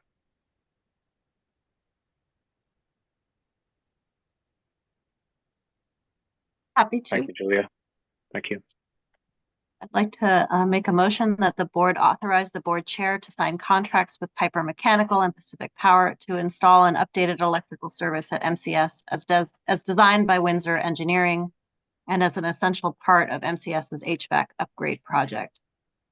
Review by MCS's attorneys of the construction contract with Piper Mechanical is a prereq, and the amount of the installation contract shall not exceed the available ESSER funds, the amount of which will be confirmed by the MCS business manager prior to contract approval.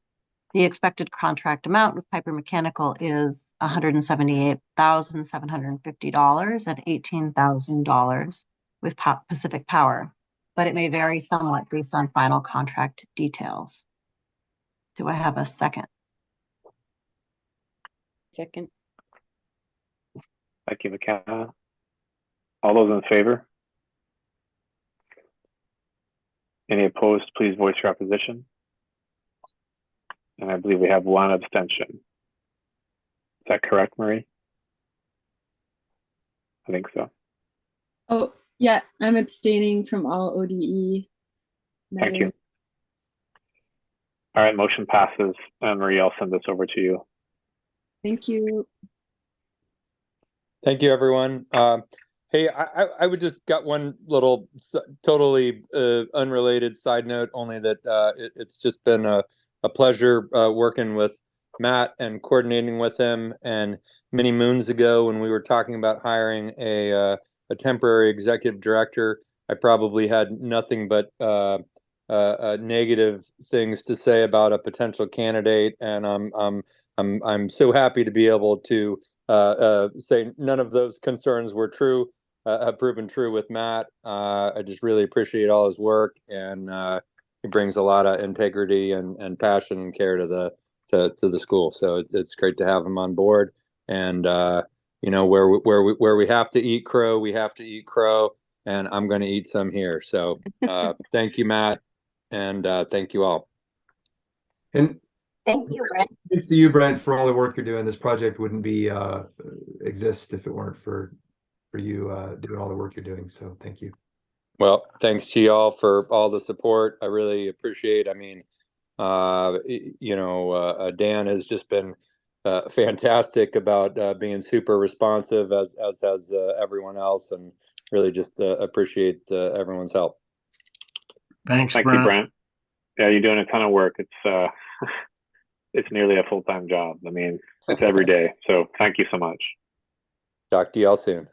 Thanks, Brent. And Dan, can we make take the action item of sending on those DOE reports to the board so everyone can be more aware of what's going on? Yeah. Yeah, I actually have in the past. I've got my entire Google Drive file, and Emily, as soon as I get off, I'll go ahead and share it with you. And then if you want to talk through the navigation, it's you know it's a little bit of a work in progress, but I can point you all the grant documents and then the documents that we've submitted since then. Right now, we're in the middle of archaeological consultation with the state. And once that's done, then we'll finish the NEPA review with DOE. So, but I can, well, you know, it's probably worth it. Maybe it makes sense if you can wait till tomorrow. I'll do like kind of just a little summary of where everything's at on the DOE front. When you send that, thank you. When you send it out, Brent, will you send it out BCC to everybody so it doesn't become a conversation? I will. Send it. That way, Yep. if people have a conversation with you about something, it's just a one-way thing, and we don't have to and we don't have to try and manage that. Will do. Thank you. Thank you all. Emily, does Bye-bye. Emily, does that satisfy what you're looking for? Okay. Thank you, Brent. See y'all later. Bye. Yeah. All right. I've got. I want to take a quick break if we can. It's been 2 hours that we've been meeting, so if everybody needs to take a quick break, I'd like to move, if possible, move the growth school item up before policy review. I think the policy review part is something that's specific mostly to the board and making sure we do that. Like growth schools is something that maybe more people in our community may be interested in. Is that something that people are okay with? Just to have, I mean, some members of who are following right now may not be interested in listening to through our policies and then get to that. So, okay. All right. So let's take 5 minutes. Go ahead, Thad. Well, I'll just make a motion that we flip the remaining 2 agenda items to include the growth schools item first and followed by finishing the meeting with the policy second reading. Sounds perfect. Thank you so much. We'll do that. Let's take, so back at 7:35. Oh yeah, sorry. Let's I'll second that motion. All those in favor? I've got bathroom break on the mind, sorry. Any opposed? All right, motion passes. Thank you.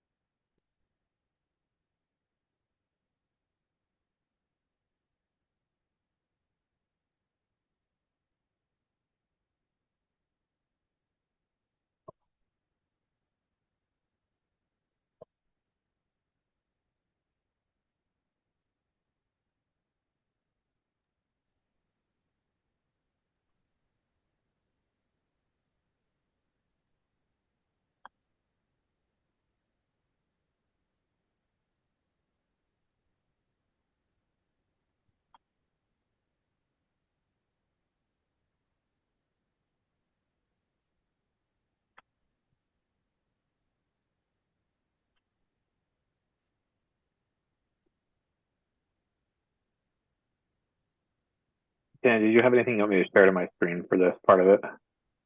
Yeah, if you want to pull up that, it's called Mosier Community School Partnership.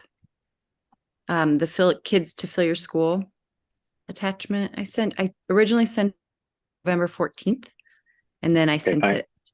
Yeah. And then we'll just go basically just a few of the pages we'll discuss. Okay, I've got it ready. Great. If I can jump right in, if everyone's back. Sounds good. Good. So as we know, we have an enrollment concern that we have a goal of 190 and we have a capacity of 225. Right now we are at 154, it looked like 150, if we're not counting those 4 that are on holiday. So to alleviate this concern, we had been reached out to by Charter School Capital, which has changed their name to Grow Schools. I had actually already been working with them. They had donated to our Made for Mosier event, and they also had reached out to Sarah Grace and provided a campaign for us to consider where we can actually hire them to do a full social media campaign. They could do billboards, they can do all sorts of important work for us, since we probably don't have the bandwidth to create all of these items ourselves and make a whole cohesive campaign. So my background is advertising, and I really appreciate that Charter School Capital is focused on charter schools. They have experience. And so this is a way for us to dig right in. If we had the votes, we could potentially have a campaign starting late January. So very turnkey, and we can start boosting our numbers. So if we look at this document, if you don't mind putting that up, maybe go to page 10.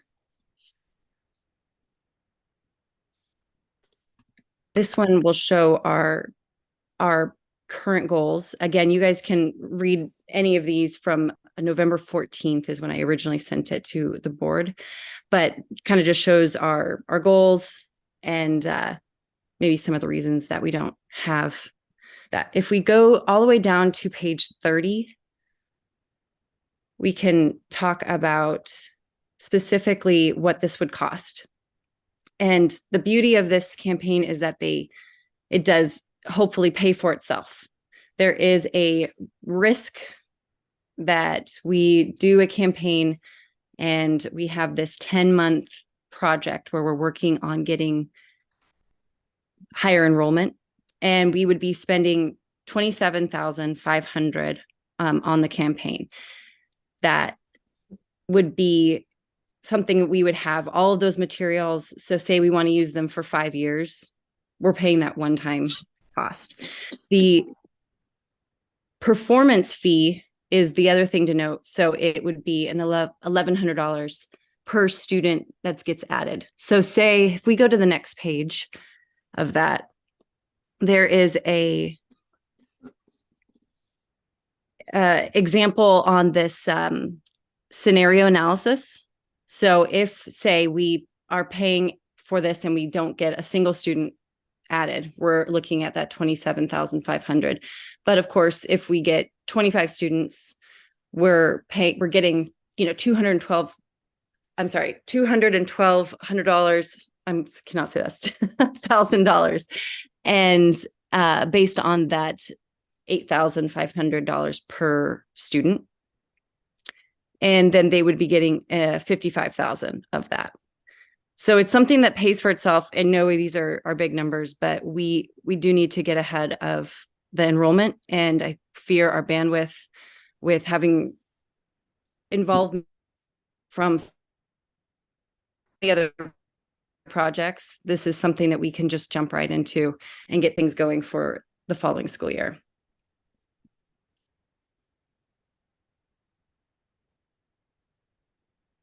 Now, if you guys want to see, if you have any questions on this, I can talk to it.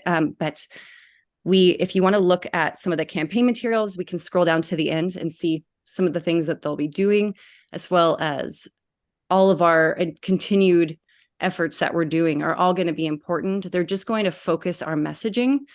And so that we have a cohesive message, a cohesive campaign that they're going to see all over, and more, focus on SEO. We're going to focus on social media and of course our website. We have been talking about doing billboards. This would be having the art, having the materials, and having the expertise that we need to get these in the right hands.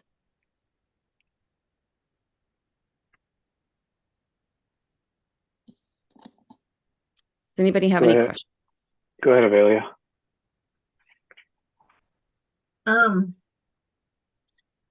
I mean, I hate to defer from this, right? But I think I guess what I'm trying to say is, if we're going the possibility of spending about $28,000, just quick facts that I know are absolutely true. We don't probably even have half the kids that could come to Mosier Community School from the trailer park, because there is no after school programs.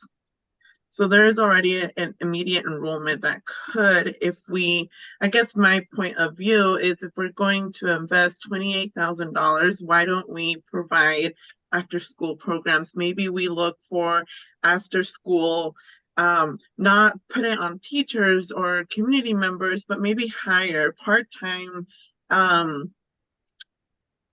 people that could be paid as substitutes per se, in that rate of just doing 2 to 3 hours after school on a weekly basis. So like a part-time job that could be offered for after school programs. It's just an idea. It's just, I guess, I understand the marketing. I just feel that there's a lot of needs currently for students that currently go to Mosier Community School, as well as children that are living in close vicinity that could benefit if we invest some money back into the school that are already needs.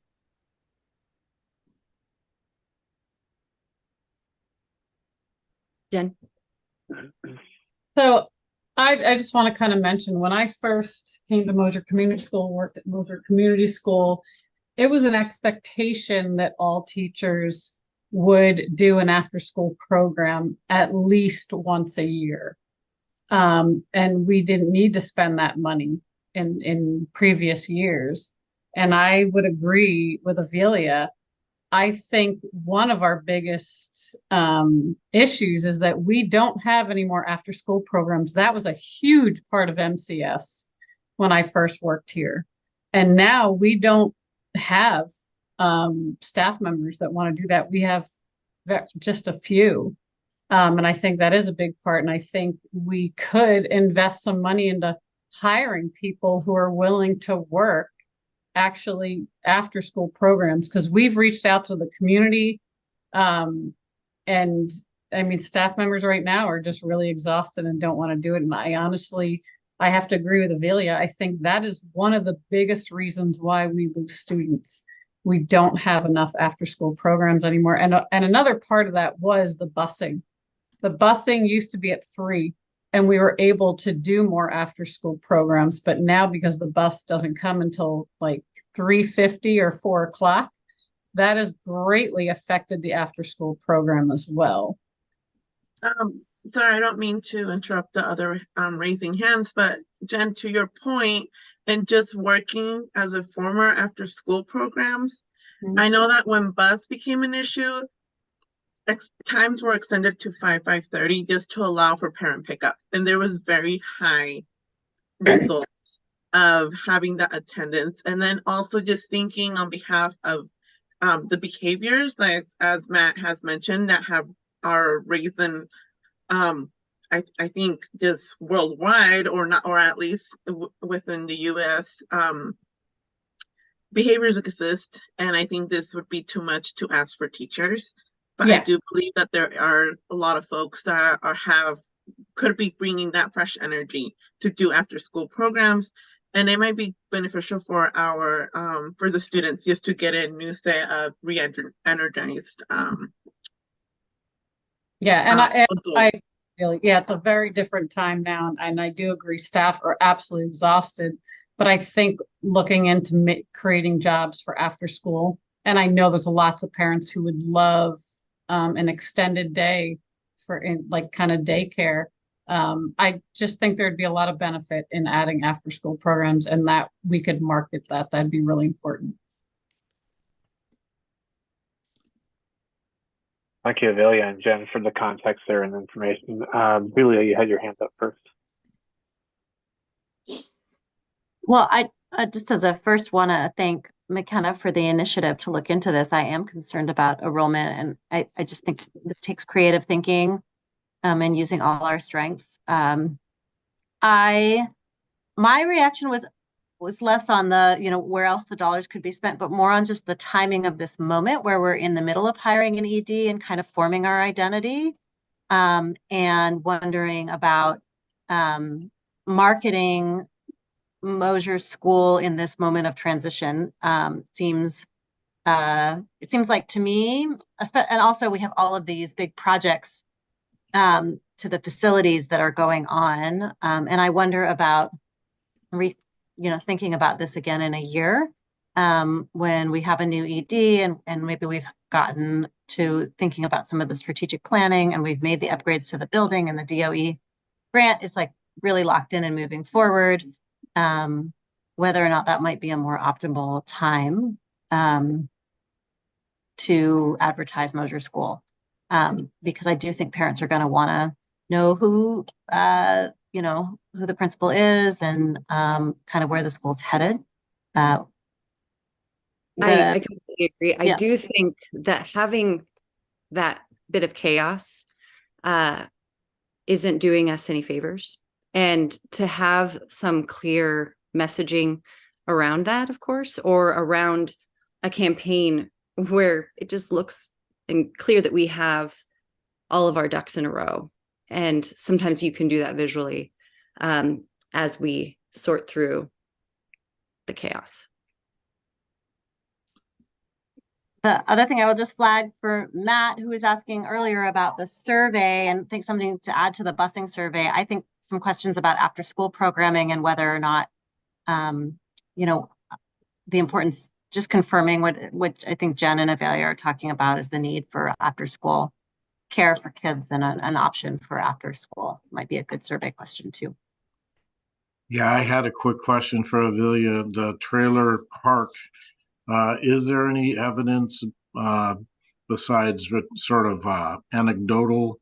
Is there families there truly that have expressed interest? Because we could certainly pursue that now with a survey, to Giulia's point. I know families that currently are in school. Others, other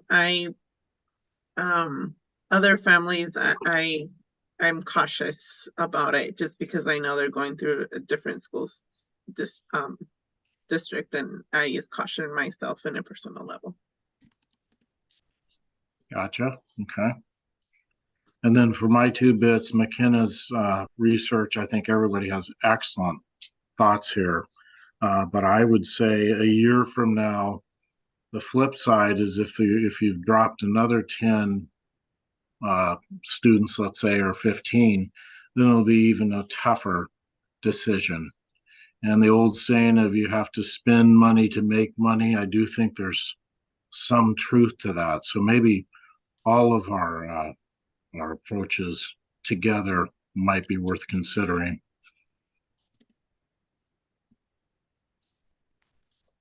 Thank you, Matt. Marie, you've had your hand up for a bit. Okay. Hey everyone. Well, yeah, thank you, McKenna, for trying to tackle this issue with enrollment. And the climate currently in Oregon is one where correct me anyone if I'm wrong, but it appears that enrollment is, affecting many districts in the state of Oregon. And I've also been reading a lot about absenteeism. A lot of children are missing a lot of school. There's been also an increase in homeschooling. So I think education is at a real, there's a lot of conversations happening right now about, how to fund schools. And anyways, I don't want to, deviate. However, I just want to remind everyone that, we're not alone in facing enrollment obstacles, and that I think that retention is also something that we really need to think about. And I know that after reading the slides, I saw that Growth Schools does, offer strategies for retention, and so that's great to see. I think that in the struggle that education is finding itself in currently, I think teachers need support. Clearly, students need support. Admin needs support, and also parents need support. And last year, there was a member in the community, Kay Alton, who really pushed for trying to get some after-school programs in for K-1 students. And there was a really positive parents,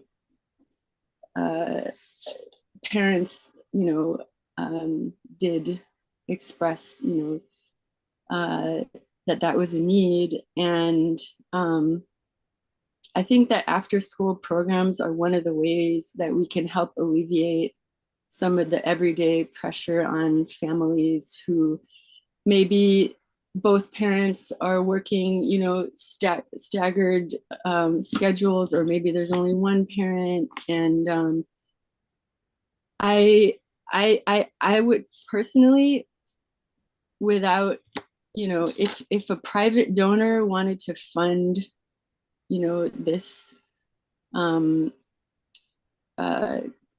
27,500, I think that would be great. I think hiring, I think hiring Growth Schools sounds like a perfectly reasonable idea. I think it's a great idea.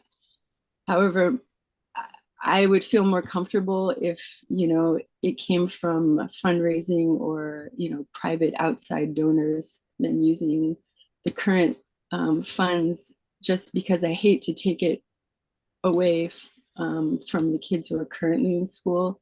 So that's my kind of, I don't know. I'm all for, trying to find creative ways to increase enrollment. But I also want to, for us to all put our heads together to think about, how can we focus as well on retention. And so I don't know. I guess I'm just thinking out loud. But thanks for all your work. And I do, want to help address this issue. I'm reading a lot about school funding right now. So I'm,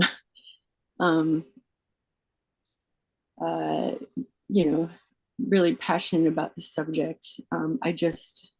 I worry about using the school funds for this. And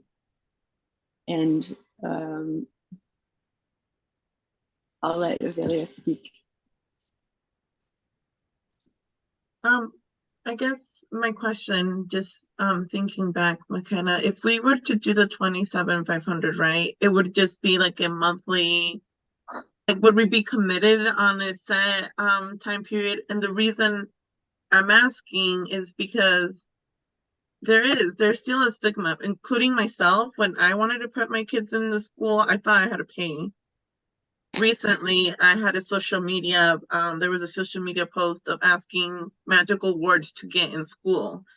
So I know it does exist, and I think it is needed that some marketing happens. And I mean, if it pays throughout himself, I saw the great opportunity to also bring up that there are other needs that may help with retention and much more of this subject of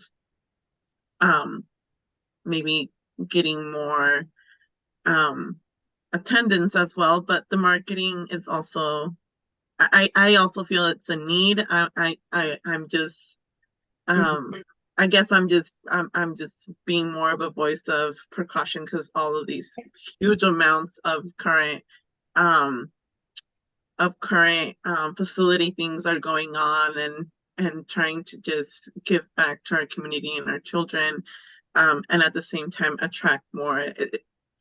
It's just I hear you. I think the odds of us doing a cohesive year-long campaign with them with this one-time cost, the odds of us not getting 4 kids, that's what it would cost to pay for the whole campaign. The odds of us not adding 4 kids is highly unlikely.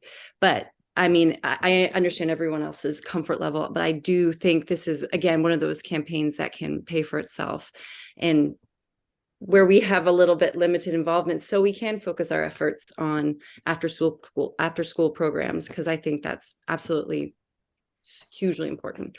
So we want to just make sure that we have somebody doing some of the work for us, since we have limited bandwidth. And again, I think when we're getting to 4 kids, the goals are pretty low and very obtainable.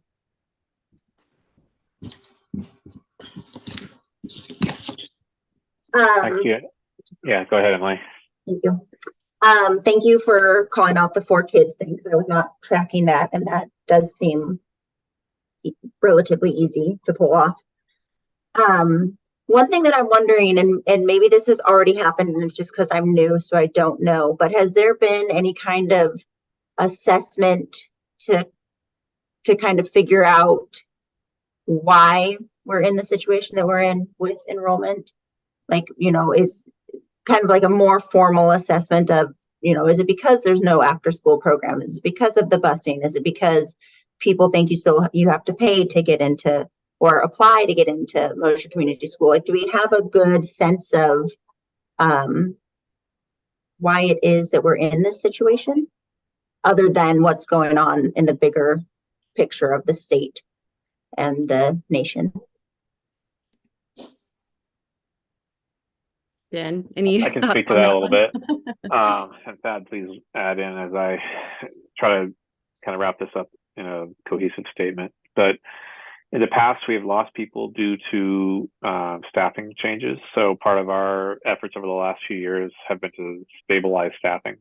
So initially, there would be students who, going through their years here, and they lose their teacher that they really enjoyed, or they were looking forward to working with a teacher, and the teacher left due to various factors, one of them being salary. So that was one of the issues in years past, was just an inconsistency in staffing.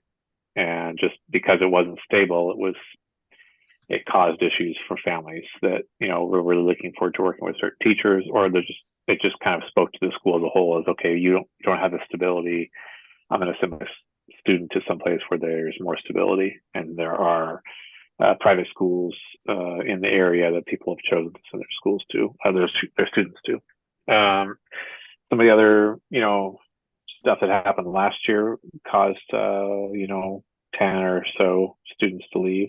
Maybe 10 or 15. I'm not sure exactly the number. We have to look back at enrollment numbers last year prior to all the stuff that went on. So over the last 2-3 years, those are kind of the contributing factors there that I would say that have caused this decline. Now, there may be people who would look at the school differently if we had other things to offer, like Avelia's been talking about with after school care, and that may be something that we cost analyze and say, okay, what is it, how many students would be wanting to take advantage of this, and how much would it cost us? And, if it's, okay, how many people we have to hire for 3 hours a day to be here to do that? That's something that, Matt, we could probably talk with you about and work on as something we have a proposal put together for that. But does that answer your question, Emily, on the loss of students? Thad, did I leave anything out, Thad, that you wanted to add, or Jen? I see you're coming up also. Yeah. So we do have stipends for paying people who do after school programs. And I'll have to double check on our integrated plan for this year, how much we put aside, but we do have funding for that. Okay. And I think it's obviously a matter of identifying, okay, what do we want to fund? You know, is it, you know, what kind of activities? They're going to be season based, depending on what, you know, what you want to do, whether it's outside or inside. But yeah, I think maybe more outreach on that. And, you know, even just if we identify what that number may be, posting those positions and saying, we're looking for somebody to do these things, you know, seeing who we get and what their skill sets are may change this conversation quite a bit, and what our possibilities are. And then our ability to, you know, I think along with what McKenna's presenting tonight, what Avelia's talked about, what everyone's talked about really is our marketing of the school. And, you know, as we, you know, we have Matt here this year as we transition to the next CD. Matt will provide us with kind of the synopsis of how this year has gone and what his thoughts are on how we do better next year, what the pass down is for the next CD on, okay, here's your challenges, here's your successes, here's where I think you need to go based on his experience. But then we'll have a new leader that also wants to move in a certain direction. So, you know, thinking about how we market ourselves as a school, what are our strengths? What do we want to focus on that we can sell to the community at large, that we can bring people in? And I think we have a lot here that we can work with. And there's a lot of things that are really special about this place, but we need to make sure that we get that out there and we build on that. So you truly are in a transition year, you know, right. And the next person, let's face it, they'd probably be thrilled to know that there was a marketing campaign going on, you know, as they came into the situation.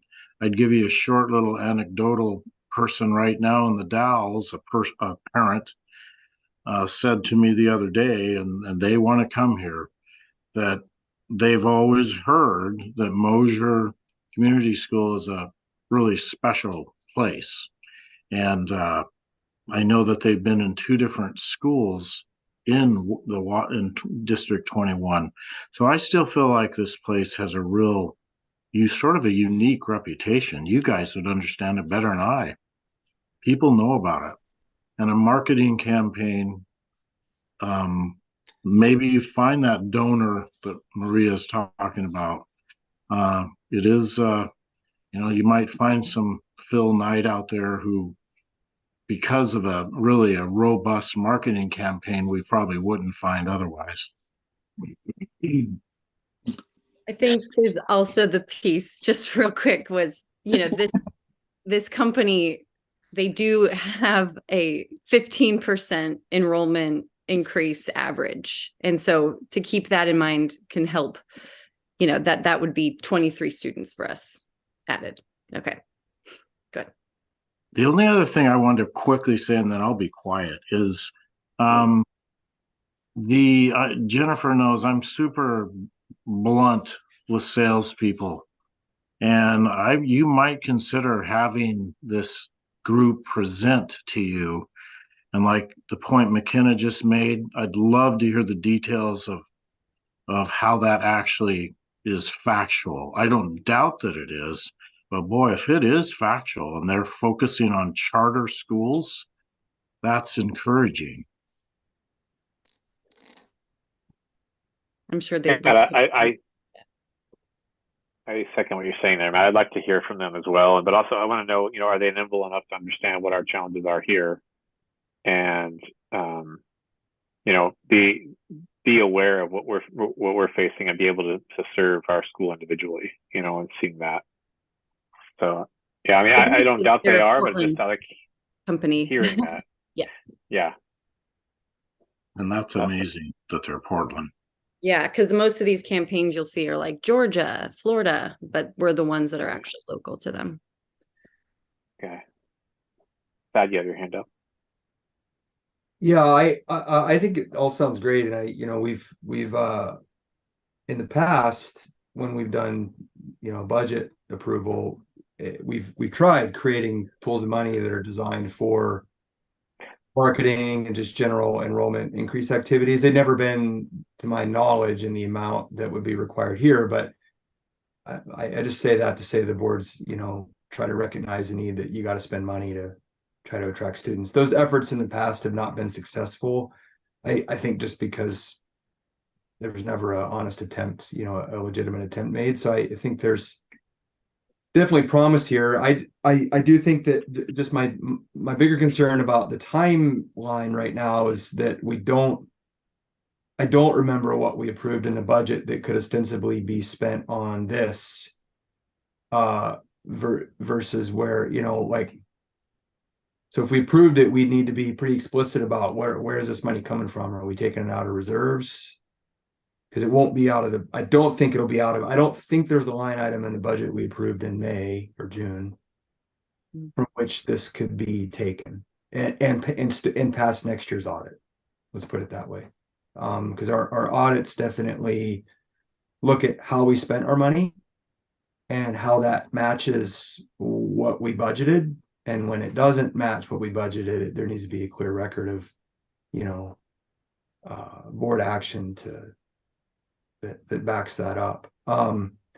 So my concerns are less about whether it's a good idea, whether it makes sense for the school. I mean, we've made efforts in this in the past that are way less formal and probably less professional, to be honest, and backed it with smaller amounts of money that's budgeted. If we had done that this year, for instance, let's say we had back in June built a $30,000 budget for marketing and enrollment increase, we wouldn't even need to be having this conversation. That would just be within Matt's purview to make this decision. So it's not that it's not within the board's purview to make out of budget cycle decisions to spend money. I would just advise everyone to consider, with caution, that we don't have a lot of visibility right now because our new business manager is doing an amazing job getting up to speed, but not quite there yet. And it's been quite a few meetings since we've seen a year to date record of, where we are with respect to our current budget. So that's the main thing that kind of gives me pause. Beyond that, I would, my other questions are a little bit more, along the lines of if we gave the thumbs up and pulled the trigger on this, would one of the outcomes be that these folks would produce, some legitimate, survey based or whatever based information that really does give us more factual and less anecdotal indication of what would help, would be it after.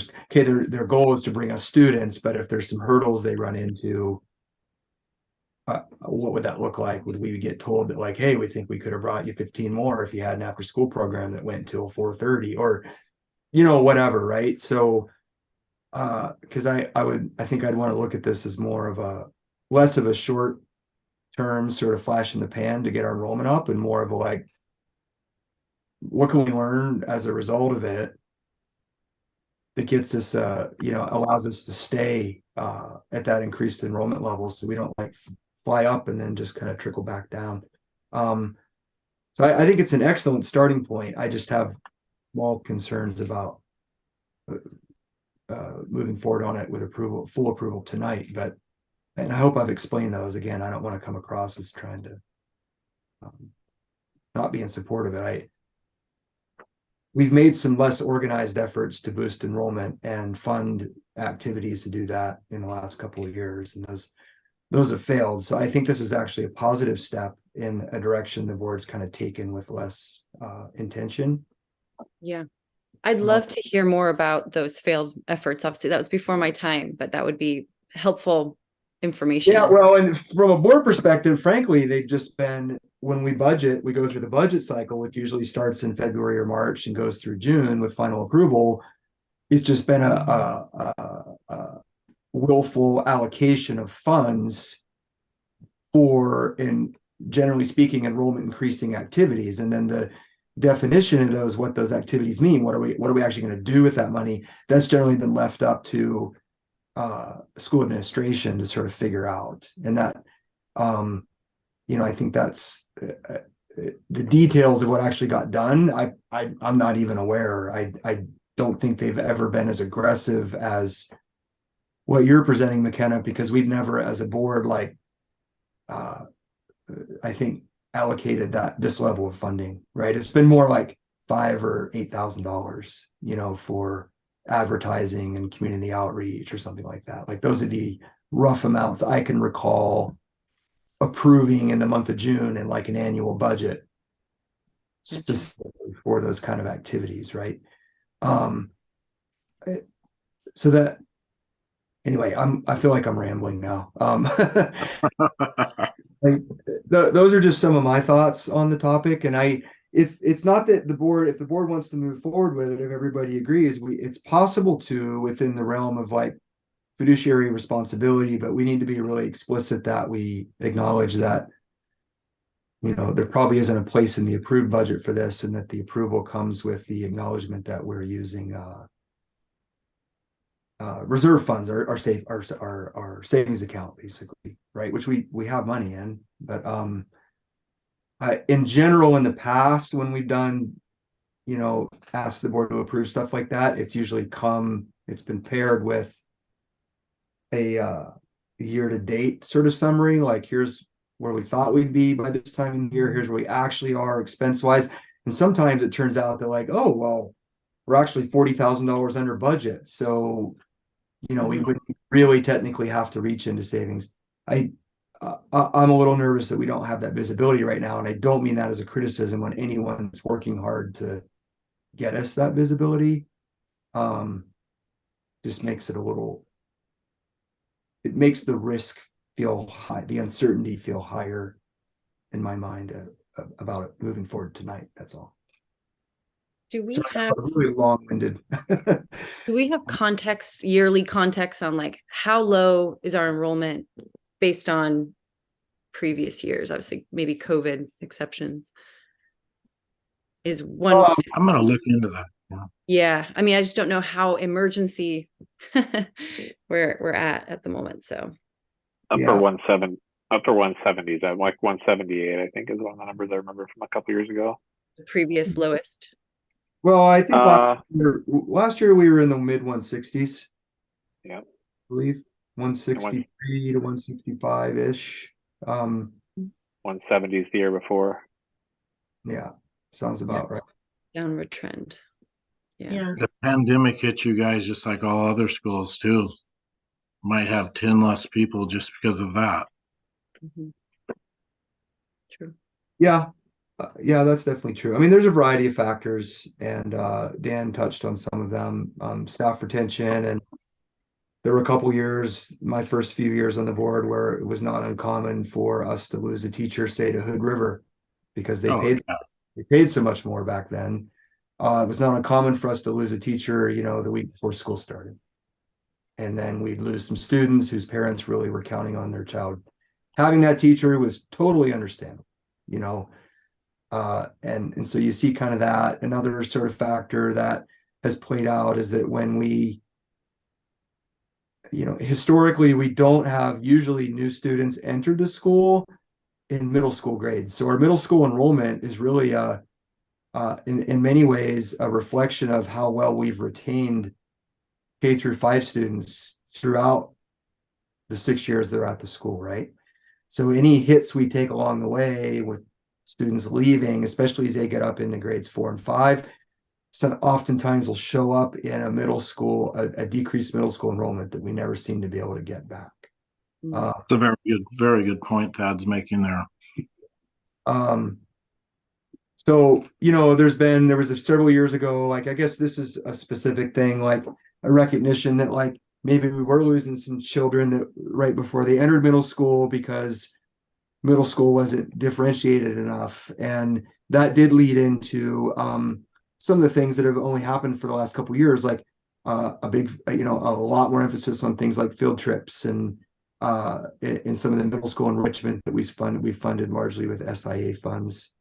I know my two kids commented last year on having friends in middle school in the Dalles, and they said they didn't go on any field trips. And I think my kids went on 10 or 12. So there's been some, now we could argue about whether, or not argue, but, look at whether the field trips actually increased enrollment.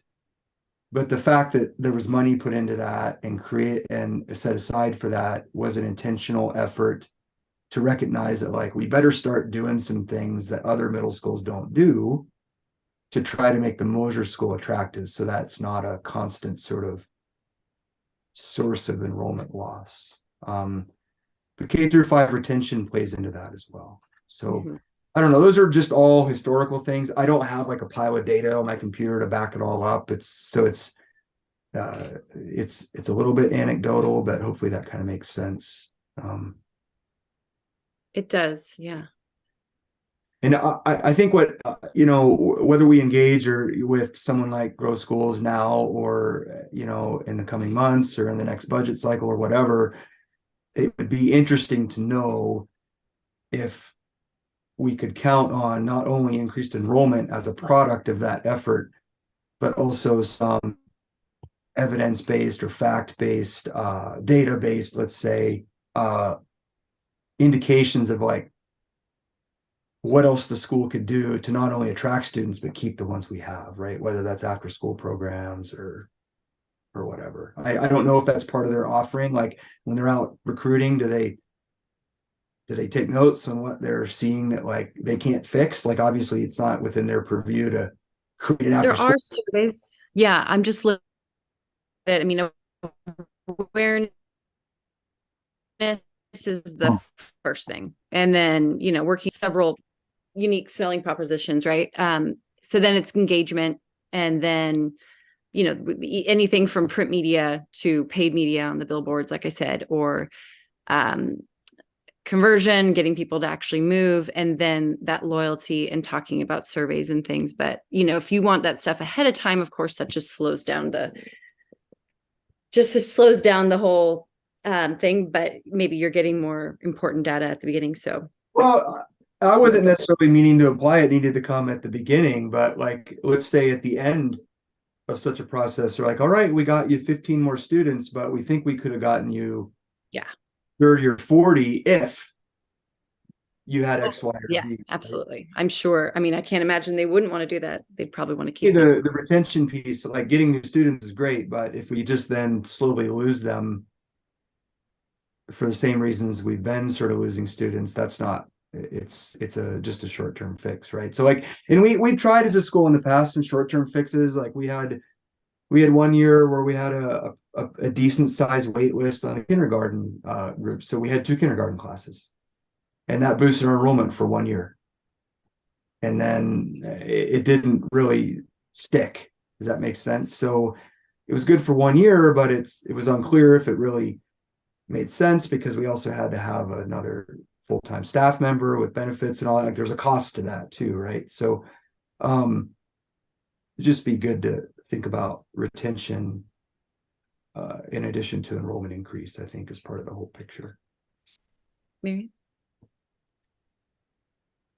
McKenna, I had a quick question on, do these folks, I missed it, do they do algorithms in their marketing, I assume? You mean like SEO marketing? Yeah, this company. Absolutely. Yeah, that's a high item on their list for sure, just to get that awareness. Because I would just share, guys, that when we started this charter school, after a year and a half, the algorithms, everywhere you looked, they would channel you to the Frontier online school. And it rose in just unbelievable. I mean, it was up to 850 kids. Now that's a different type of school, but we received 9% from every single kid.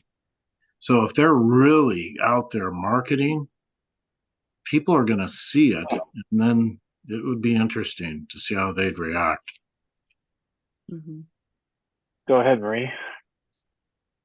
Oh yeah, I just wanted to share with everyone more what I gleaned from that 2022-2023 ODE statewide report. And one of the things that really struck me was that Oregon has about just over 500,000 students. And I think around 22,000 of them are currently houseless. And in Wasco County alone, we have 101 students accounted for that are houseless. And I think that, we've been discussing bus schedules and after school programs, and I wonder if, this would also be a good time for us to reach out to the district to put our heads together with them to see, are there children that they think we could take on who are in Wasco County, maybe as a smaller school and a more community-centered school, we could offer, a place for children who are, very underserved. And anyways, I'm just really enjoying this conversation. And this is some really heavy lifting that we all have to do, and that we have to talk with our neighbors about and let everybody around us know, even if folks don't have kids. If you go to the grocery store, if you go to the hardware store, you go anywhere, chances are people have children in public schools. So I just want to say that I'm really happy to be with a group of folks that is so caring and committed to children and trying to increase enrollment, because getting kids into school, it's just, for a lot of kids, a place to, experience something very positive. So anyhow, I'm just looking forward to it. I don't think this conversation will end tonight. We'll keep revisiting enrollment, and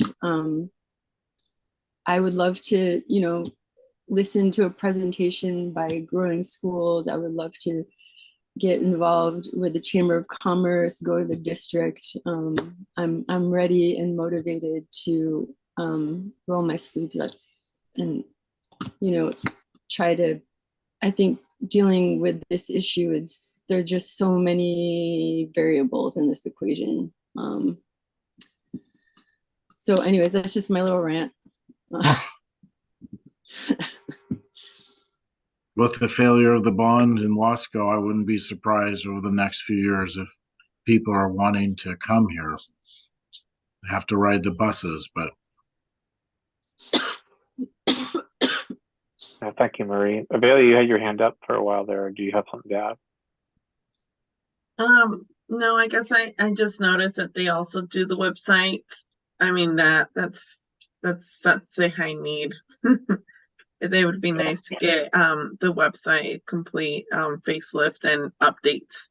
And I saw that they put stories on teachers and the ED and just updates, like general updates. I was just reading through it a little bit more, and it just really focused on keeping a website very up to date. Yeah. Yeah, I think there's a lot of service there that they provide that would be very helpful for us. Yeah, I think what I'm hearing is we should just have a presentation. I will try and see sometimes that would work for everybody. If you'd like to be involved, you guys want to throw out a time to have them present as one possible solution? Either that or at our next board meeting, or if we do a special board meeting after this, what we talked about earlier with the electrical upgrade stuff. I mean, I think it'd be easier for everyone if it was at a meeting, and then also available for the community to see. What are your thoughts on that, McKenna? A lot of cooks in the kitchen. But if that's how you guys want it, that's fine. We can do it. I just think in the interest of transparency, if we're making a decision on what to do, it helps, just like we did with the ED search company, to have them come just make a presentation for us, and that allows us in real time to ask questions, but it's also a meeting that's public to, you know, that everyone can see our input on. Sounds good. Looks like the 9th is our next board meeting. I believe so, December or January 9th. Mhm. And do we have any data or like non-anecdotal information on kids who have left, or enrollment numbers, or anything that we can kind of look at on a spreadsheet so we know, have a little bit more information on what the problem is that we're trying to solve? I don't think in Other the than past low numbers. it was accurately, you know, there was, to my knowledge, not a real survey done, an exit survey done to families of kids that have left before. And so it's something that we've talked about over the last couple of years, both with staff and families, but it wasn't done. I think it's something that Matt's trying to do now, and that's so the information we got today about where people have gone is the most I've ever heard over my time on the board about what's happened, where they've gone. Yeah, the last page, Emily, transferred last year 12, moved out of state 7, homeschooled 4. I think there's more than that. Unknown 4. That was just last year. But I like I think I will try to do some research on, say, the last 3 years or the last 4 years, this time of the year, what our enrollment was. That's what I'm interested in. Yeah. And then if we can also get a little bit of information, you know, from the survey that's going to go out about busing and after school programs, it seems like, you know, pulling all of those pieces together in this conversation would be really helpful. Yeah. And then also, I just want to create, I mean, you all have been dealing with these issues for a long time, and I recognize that.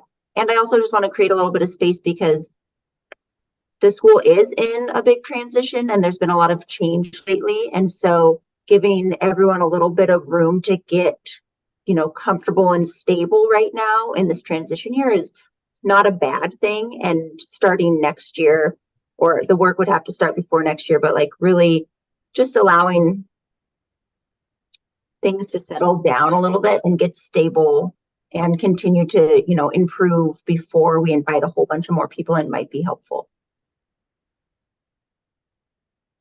Go ahead, Marie.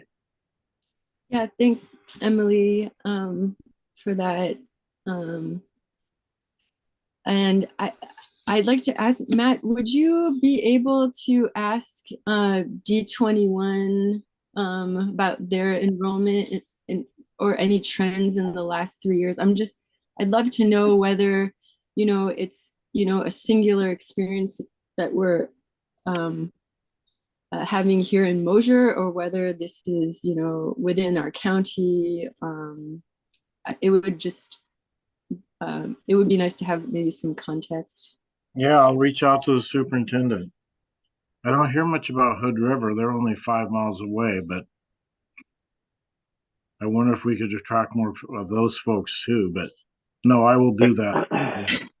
Hood River has an enrollment decline as well. So last year they didn't let anyone go, but they didn't renew, I believe, 4 positions that retired. They just didn't hire because they also have the same thing going, and it's based there mostly on cost of living, the cost of housing. So it's hard to attract, you know, young families to an area where the houses are 800 to $1 million or more, or whatever they are. So, and their information of enrollment is posted on their website. They keep track of that every month, and their website. Hood River, okay. And then in my impression, and from what I remember from years past, was that D21 was actually over capacity, like they had more students than they could deal with. So that may be something that if we reach out to them, they may be able to do some marketing for us internally, that, you know, if they're at capacity and they don't have the ability to handle it, maybe they would be keen on assisting us in doing that. Yeah, you're right, Dan. They are. That's what I'm hearing, is they are, in some cases, in many situations, bursting at the seam. Right. That's this bond they had hoped would.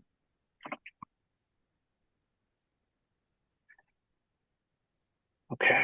Anybody else have any input or discussion items they want to go over with this topic?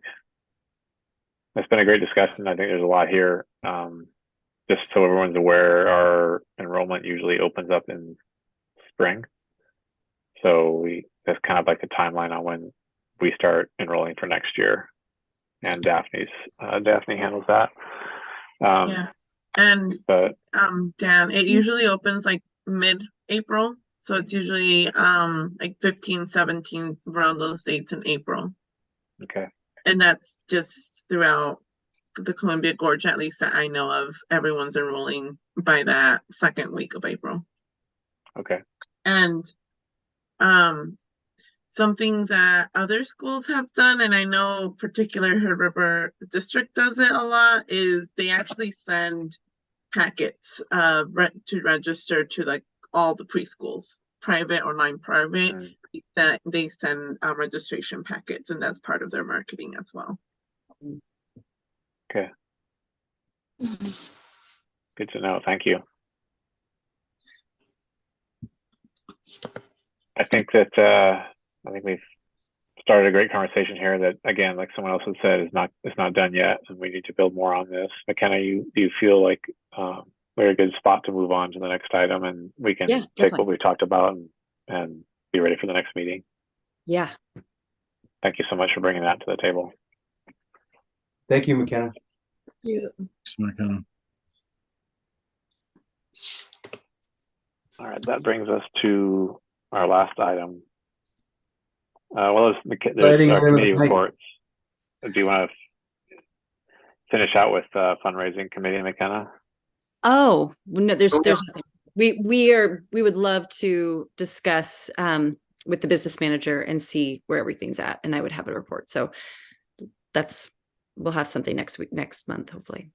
Sounds great. Okay. McKenna, will you send me what committees you're looking for the funds for, just so I can search for that? Essentially anything that we've fundraised for the past 3 years. 3 years. Okay. There's been, we would just love a report for the Tiger's Den. And okay. Thank you. Thank you. Okay, that brings us to item number 12, which is policy reports, policy review, second reading with that. And you have a report that you prepared. Do you want me to share my screen, or do you want to do it your way, Thad? I can share mine. There you go. You guys. Thank you. I went through all the policies that we did a first reading on last week or last month, and kind of tried to flesh out the same slides we looked at a month ago with some more details. I also sent out the accompanying documents. It's not my intention to read all these slides word for word tonight, unless somebody asks me to. It's also not my intention to share each individual policy document on the screen, again, unless somebody wants me to, and I really want to encourage everyone to say so. With any of these policies, if there's any concerns, we have the option to just not approve them tonight and do some more work on them. There's no harm in that. And you can see I've recommended that very thing for several of these policies, and I'll explain why as we go through. So there's 4 policies along with associated complaint procedures. So really 1, 2, 3, 4, 5, 6 policies that I'm recommending for final approval as written tonight. The first one is the update to our current policy on discrimination and the associated complaint procedure. We went over the sort of recommended changes from OSBA on this policy last month. There's no real, as presented by OSBA, there's no real, things they're asking us to choose or optional wording or anything like that. I've read through this policy again, and my recommendation is that we approve it. We adopt it tonight, as I've presented in the board packet that I sent out over this last weekend. Are there any concerns about that? We don't have to do a motion on each one of these individually unless there's a concern about an individual policy. So please stop me. I can't see everybody, so please stop me if there is a concern or a question or anything. The next one is OSBA recommended update to what used to be called and is our current all students belong policy. That's been changed. Part of the recommended change is to change the name to every student belongs. And then there's an associated complaint procedure with that policy called a bias incident complaint procedure. The recommended changes, again, change the name. They explicitly define some symbols of hate that are prohibited as part in the policy update from being displayed on school grounds. There's some various other more benign word changes. And then some optional steps to the complaint procedure. So there were a few optional things that, you know, were up to individual charter schools to decide how they wanted to handle. And I've tried to detail in each of these slides what I looked at the options, measured them against what makes sense for a charter school, and where I didn't think there was really any controversy, I guess, for lack of a better word. I tried to make a decision and in the policy that you all were sent for final approval. On this policy, I removed step 3 of the complaint procedure because that doesn't really apply to a district that doesn't have a superintendent, over multiple schools. There was some optional wording in steps 1 and 2 of the complaint procedure, one of which was the option to just retain wording that was the same as what we already have in our existing version of this policy. So I preserved our existing wording in my choice there. I tried to highlight all those things in bold red so you could just jump right to them without having to read through the policy and try to figure out, like, what is he talking about? Are there any questions? My recommendation is to approve this policy as presented. I thought it was a good policy when we adopted it back in 2019, I think it was, and I think the modified version is also a good policy. Are there any questions about this one or any concerns? Pat, I had a quick question. Don't have to discuss it, but I recently got a notification from ODE, believe that the district or the school have to have a civil rights contact person, and I didn't see anything like that in that one, so it must be in a different policy coming or something. Yeah, that must be part of a different policy. Yeah. Next one is an update to our equal education opportunity policy. There's not a lot of rocket science on this one. It really just has some updated wording defining conditions for which MCS cannot limit student enrollment sort of artificially, right? So the goal there is to not allow charter school, close loopholes that maybe not MCS, but maybe some charter school somewhere in the state of Oregon has utilized in the past to not admit students that might not fit what they deem appropriate in their school.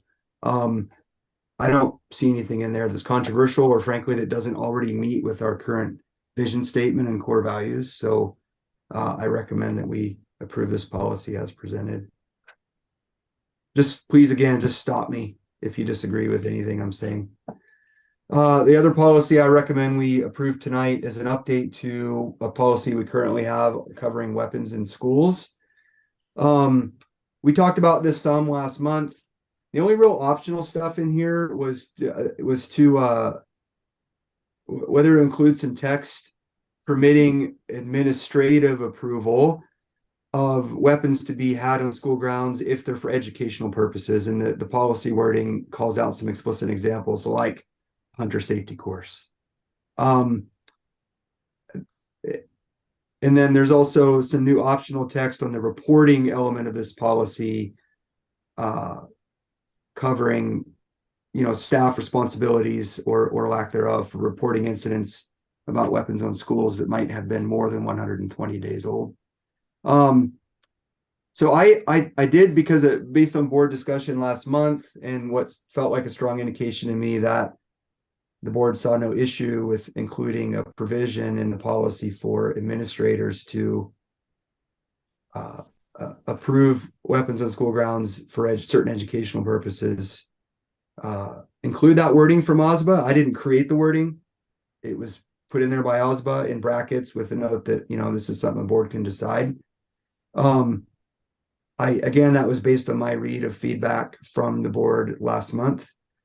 I recommend we approve this policy as I presented it, but if there's anyone that feels that we shouldn't include that provision, or that wants to discuss it more, then I think we should table this particular policy and discuss it at more length.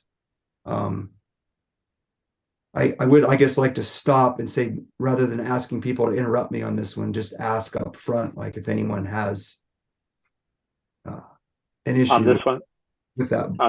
On this one, Thad, is your recommendation to include that optional text in bold about the staff member? Let's see. Employee with reasonable cause, that part of it? Are you saying include that part? It's any school employee who has reasonable cause to believe that a person while in a school is or has been in possession of a firearm or destructive device more than 120 days previously may report to law enforcement. I just wasn't clear from your slide. Is that text you're encouraging? So it is. So I had to read this paragraph that I've highlighted here multiple times to understand what's going on. And the way I read this is the first half of this paragraph, which is mostly in our current policy, requires a staff member to report an incident that has occurred within the last 120 days. That's the wording, shall immediately report. Right. This optional wording covers incidents that are more than 120 days prior. Okay. And let me reread this. Any school it says may report. May report. Yeah. So what this wording is basically saying is if it's more than 120 days, we're not going to we're changing the verbiage to may rather than shall immediately. Okay. I'm open to comments on that. My recollection was the option here was to either just have this in here or not have it at all. I think our current policy just has this. So, and doesn't even talk about something that was more than 120 days. My concern on this isn't that, like, obviously, even if something is more than 120 days old, it would be my hope that a staff member would report it. But when we measure this against, sort of employment law and our ability to, enforce the policy, I start to worry. Does that make sense? Because these policies end up, the details in these policies end up being what we ultimately end up looking at, like, say, if an incident does occur and we have complaints filed or there's suspicion that a staff member didn't follow the policy, the letter of the law and the policy really is super important. Yeah. Does that answer your question, Dan? It in a way, yeah. So did you feel after looking that over, and we've kind of talked about it now, that it was important to include this optional text on this part of it, or just leave it as is? Well, I guess my feeling is that leaving it open-ended and not defined at all about what staff members are supposed to do if it's more than 120 days leaves this sort of giant question mark. Okay, yeah, that's clearer to me then. Yeah. There's never a complaint that we have to actually measure what actually took place against policy, right? So right, this spells it out, so it's less. I'm following now, so thank you. Emily, you've got your hand up. Yeah, I would, so going back to your first bolded red section that was optional about hunter safety. I wasn't here for last month's conversation, but my kind of immediate reaction was to keep it very clear that there are no weapons allowed on school property and not have any caveats to that message. Just always, like, school property is a no weapon zone. So that would be my choice. My preference, would be to pull out that bolded language. And I appreciate you saying that and providing that feedback. So I think our options here are to, if we think it's a relatively short discussion, we can try to close on that as a board right now, and move forward. Or the other option is to just not approve this policy tonight with the goal of having a more lengthy discussion on this particular optional piece in the next board meeting. I'm open to either of those options. I just want to be cognizant of the time and the fact that we have quite a few more policies to get through. That's all. Yeah, I, at the last meeting, of course, I think hunter safety is valid, and, in an ideal world, firearms are used as a, tool for hunting purposes only. And I have to say that after more reflection on the subject, in the current world that we're living in, I think that humans are imperfect, and I think sometimes just not allowing something at all makes it easier to manage. So I agree with Emily that perhaps in the interest of the school, maybe this policy, I think I'm inclined to just say that no weapons are allowed for any purposes.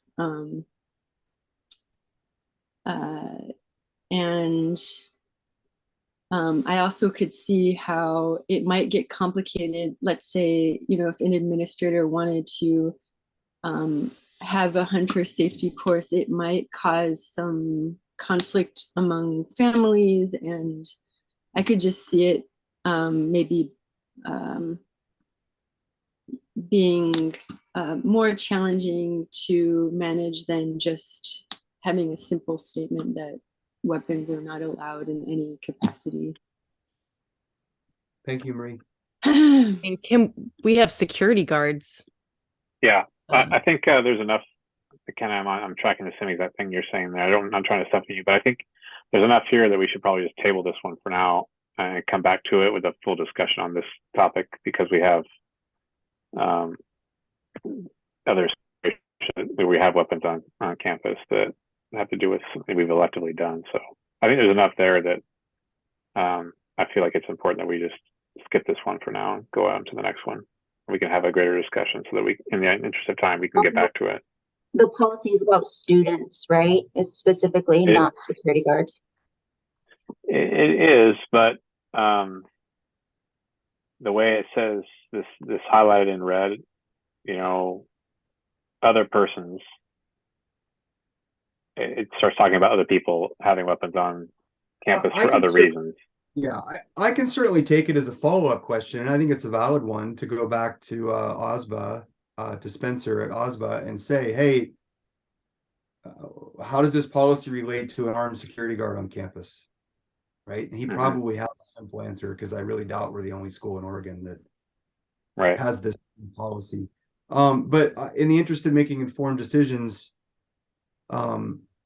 it's not like we don't have a weapons in the school's policy now. It's not like we have a gaping hole that, delaying adoption of this recommended update is like exposing us for another month. So maybe I feel like I'm getting feedback that this paragraph should be stricken in the next update, the next reading. Does anyone disagree with that? Does that or altered? So so at least it doesn't include on school grounds, like that on school grounds part of it, which is what we're trying to cover. I don't think we should. I think there's a greater discussion we could have here. We could keep getting into it, or we could, Like, I feel like that could be edited or altered. We could take some of it or all of it. I don't know. I want to find out what the rules are on that. I see what you're saying. So why don't we just table this one? Some more work's needed, and we'll bring it back in January. I think that's the responsible thing to do. And thanks for everyone. McKenna, do you have anything else to say? I talked over you there, and so I want to make sure that whatever you had to say, I didn't limit that. No problem. I don't mind at all. I don't think this policy applies to armed security guards, but I also confess that I haven't explicitly asked that question to OSBA, so I think it makes sense for me to do that. Okay. Thank you. Yeah. All right. Next update is, I guess, but before we do that, let me just get, so I think what we have right now is agreement on tonight adopting updates on our policy AC and AC-AR covering discrimination and associated complaint procedure. Updates to Every Student Belongs and the associated complaint procedure, ACB, ACB-AR. And updates to our policy JB on equal education opportunity. Can I make a motion that before we proceed, we go ahead and approve adoption of those Yes. five policies as presented? I'd like to make that motion. I'll second that motion. All those in favor? Any opposed, please voice your opposition. Motion passes. Okay, weapons in schools, we've decided needs more work. I can't edit this, so I'll just have to figure it out after. All right, next policy is an update on a policy of use of restraint or seclusion. We have an existing policy on this that covers use of restraint or seclusion. There's not a lot of significant changes to this policy other than there is explicit call out in the policy for the charter school to identify the specific training program that we used for to train staff for nonviolent intervention. Our current policy wording just uses a vague reference to like nonviolent intervention training. And the feedback from OSBA on this is that we need to identify an OSBA approved training course that we're using for that purpose. It's very possible that we're already doing that. I just don't know what we're already doing, and it might be a matter of just fill in the blank, or it might mean we need to actually put in place some additional training. But my recommendation is that I forward this to Matt to sort of and work with him on sort of clarifying that one last piece before we have a final presentation for adoption. Yeah, I can definitely do that. I'm familiar with some things happening regarding this stuff. Okay. And again, it might be we're already doing the right thing and we just need to call it out in the policy. I don't know, but it's all about the specific training, like you're saying, the acronym of it. District 21 needs to be sure we have trainers, all that. It looks to me like when we last adopted this policy as a board, which was before my time, we just kind of used a vague reference to nonviolent intervention training, and OSBA is basically saying that's not good enough now. So, that's which is fair. All right, next policy covers electronic communication systems, and there's some interesting updates in this policy, in my opinion, that kind of bring our current electronic communication systems policy up to date. I think our previous policy was adopted before it was so common for kids to have, students to have phones and social media apps on campus, during the school day. I do have some concerns about some optional things in here and about what we capture in policy, balancing that against enforceability. So as a for instance, like my biggest concern is that there's some optional call outs in here about what we as a school want to allow in this policy with respect to both student and staff use of school electronic communication systems. So that could mean the school internet, a school computer, for personal use. So that could be anything. That could be something as simple as a staff member or student accessing their personal Gmail account to send an email, or it could be something, it could be something like, do we allow students' phones to be on the school Wi-Fi and be doing, Instagram or Snapchat or whatever, right? So I have pretty strong opinions on that myself, but my larger opinions right now are balancing what we'd like to have against what's realistically enforceable.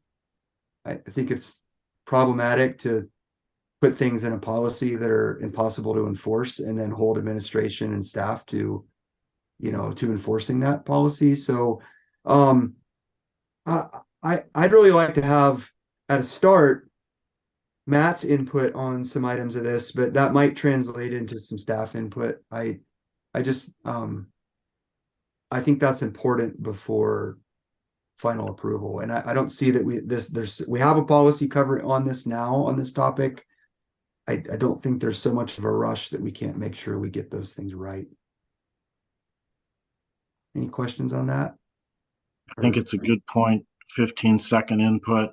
This is a huge problem at the high school level. And I'm seeing it now over the last few years since I was retired, trickling right into our grades. And it's a dramatically annoying discipline issue. So it's quite a topic. Well, and it also some of that stuff then relates to a different policy we have, which we're not updating right now, but like we have a policy on cyberbullying, and you know, whether or not we allow, you know, applications that are commonly used for cyberbullying to even be accessed on school property is an interesting question, right? Whether we can enforce it or not is yet a whole other question. So I don't feel like I have confident enough answers on that to sort of just make a decision and present it to the board. It would be really easy on a lot of this stuff to just like make some choices and send a pile of documents to everyone at the last minute and not give you enough time to read it and just kind of sneak some stuff through. But then we're all going to be sitting in a complaint procedure meeting 2 years from now, wondering who in the world approved this. You know, so I would never want to be guilty of doing such a thing. So Matt, are you willing to work with me on? Yes. Yep. Next policy is a brand new policy recommendation on workplace harassment and an associated complaint procedure. I actually think the policy is good as written. There were some choices that had to be made here. I included I think board chair and maybe assistant chair as or no, all board members as groups that are subject to the policy. So for instance, one of the options we had to pick was are we going to hold the board to the same harassment policy that we hold our whole staff to? It was surprising to me that was even an option that we could exclude, but I personally feel it would be a bit disingenuous for us to adopt a policy on workplace harassment and not call ourselves out as being subject to it. I did identify the executive director as the initial point of contact for a harassment report. And as the party responsible for either investigating or initiating an investigation if a third party needs to conduct one. I identified the MCS board chair as the person to file a complaint with if the complaint is against the ED. Anyway, there's some choices in there that I tried to make that are kind of aligned with our other complaint procedures, covering other things as far as responsible parties and who to file a complaint with.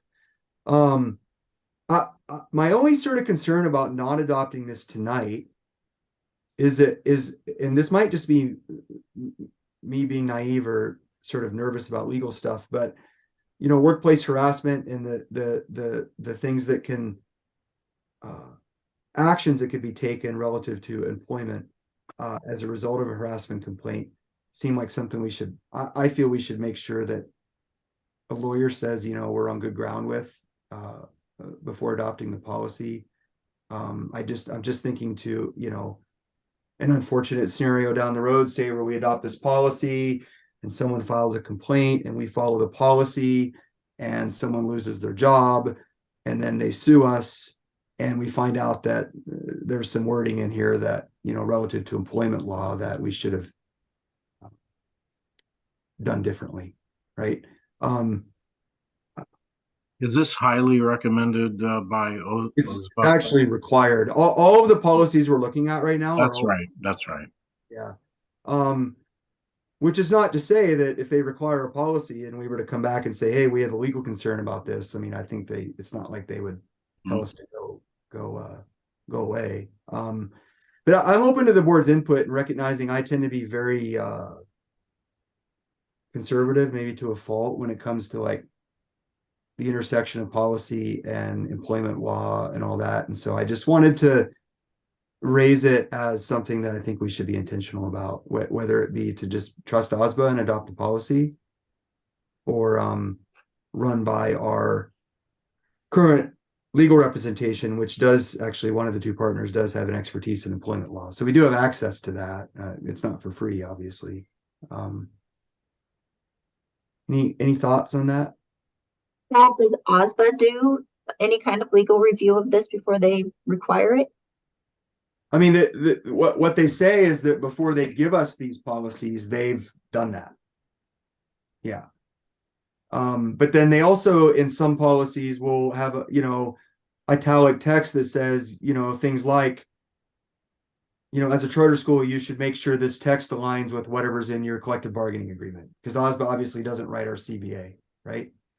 So even they recognize, I think, that sometimes there is the possibility of creating unintentionally creating a contradiction in policy and CBA.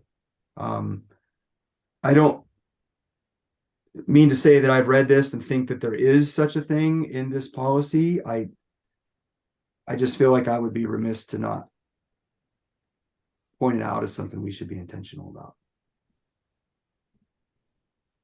Especially since this is a brand new policy. It's not like this is just an update to a policy we've had for a long time.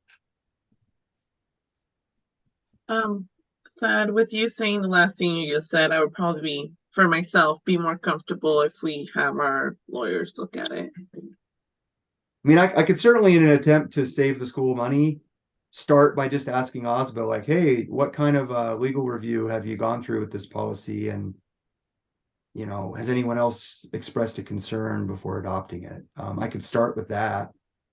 And if they have maybe they've got a really good answer that alleviates concern. Good thinking. That sounds good. Okay.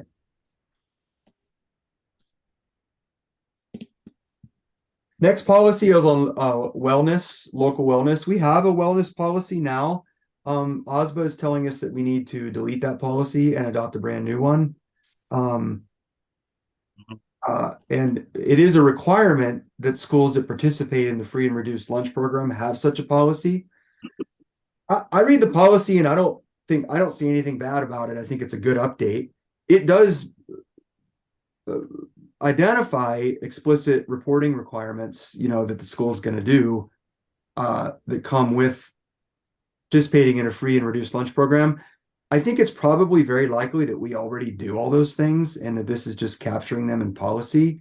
But I guess I would like to get our cafeteria manager and facilities manager to review this particular policy in detail out of concern before we adopt it. And again, I'm not real sure how much leeway we have to not adopt it.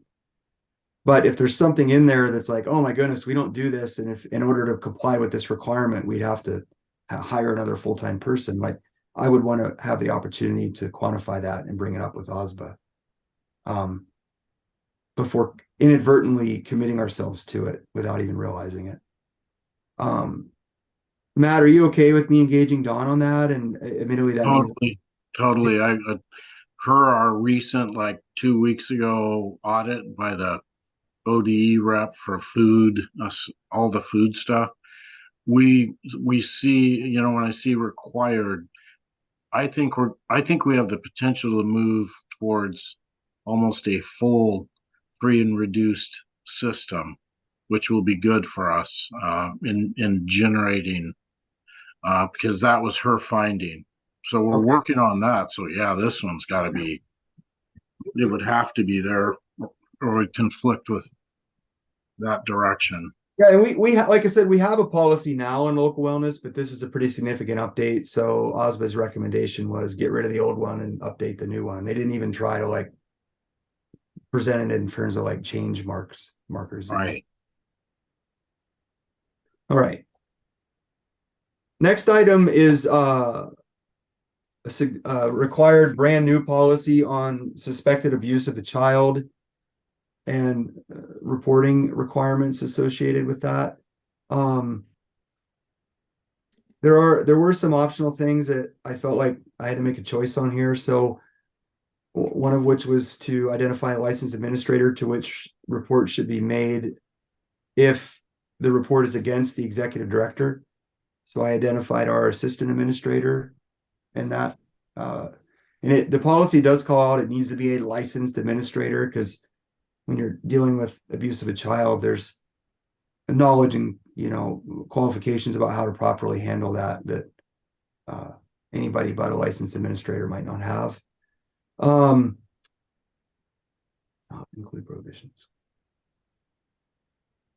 There was an optional thing, an optional text that I did not put in there, where I was surprised at this, because I don't know how this would possibly survive legal review, but there was an option for the school to include in the policy a prohibition on school staff members from assisting any employee that was dismissed from MCS based on a complaint related to this policy. So basically, that would mean that if someone was dismissed under this policy and another staff member helped that person find a job elsewhere, that would be that itself would be also a violation of this policy. I don't see how we could possibly enforce that.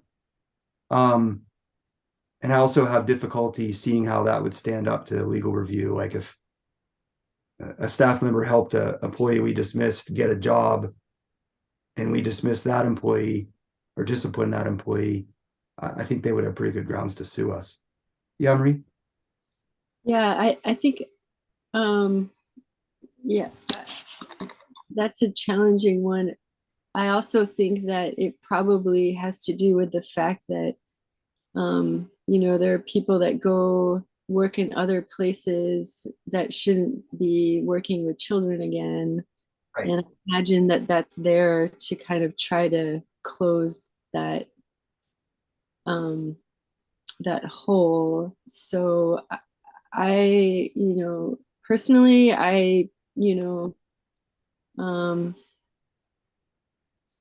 that's a hard one. Yeah, and I'm open to including it. It's not, I'm trying to balance, like, I mean, obviously, if we had to dismiss an employee because they abused a child, I would hope that none of our staff members would help them get a job working with children elsewhere. But as a board member, I also think it's important to balance like what we can realistically enforce and what would stand up to legal scrutiny if we were to get sued. So I'm a little bit on the fence on whether to include that optional language. Yeah, I think there's a backstory to that phrase, but I could share it with you later, Thad. I think there's some motivations connected to that. That's a lobbying, let's just say a lobbying entity. Okay. And I'm actually seeing that language in the document that you sent us, but it's not bolded red.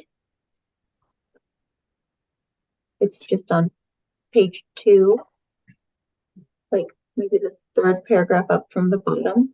It says that piece.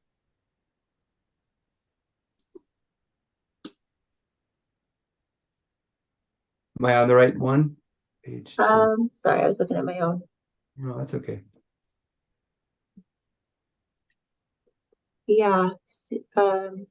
A public charter school employee, contractor, or agent will not assist another public charter school employee, contractor, or agent in obtaining a new job if the individual knows or has reasonable cause to believe. Do you see that chunk? Yep, right there. Is that what you're talking about?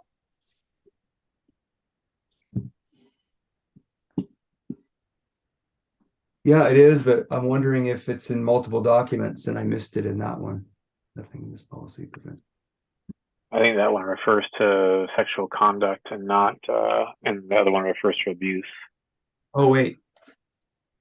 Yeah, this is GBNAA.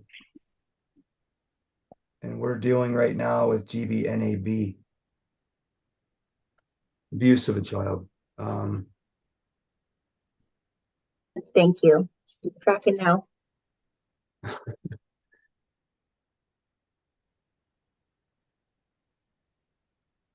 Yeah, I think the text was on the end of this paragraph, I think, and I deleted it.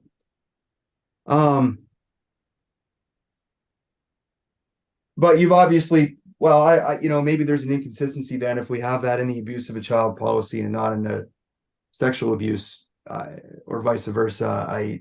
Maybe that's an admitted inconsistency that I didn't catch in the work that I've done so far.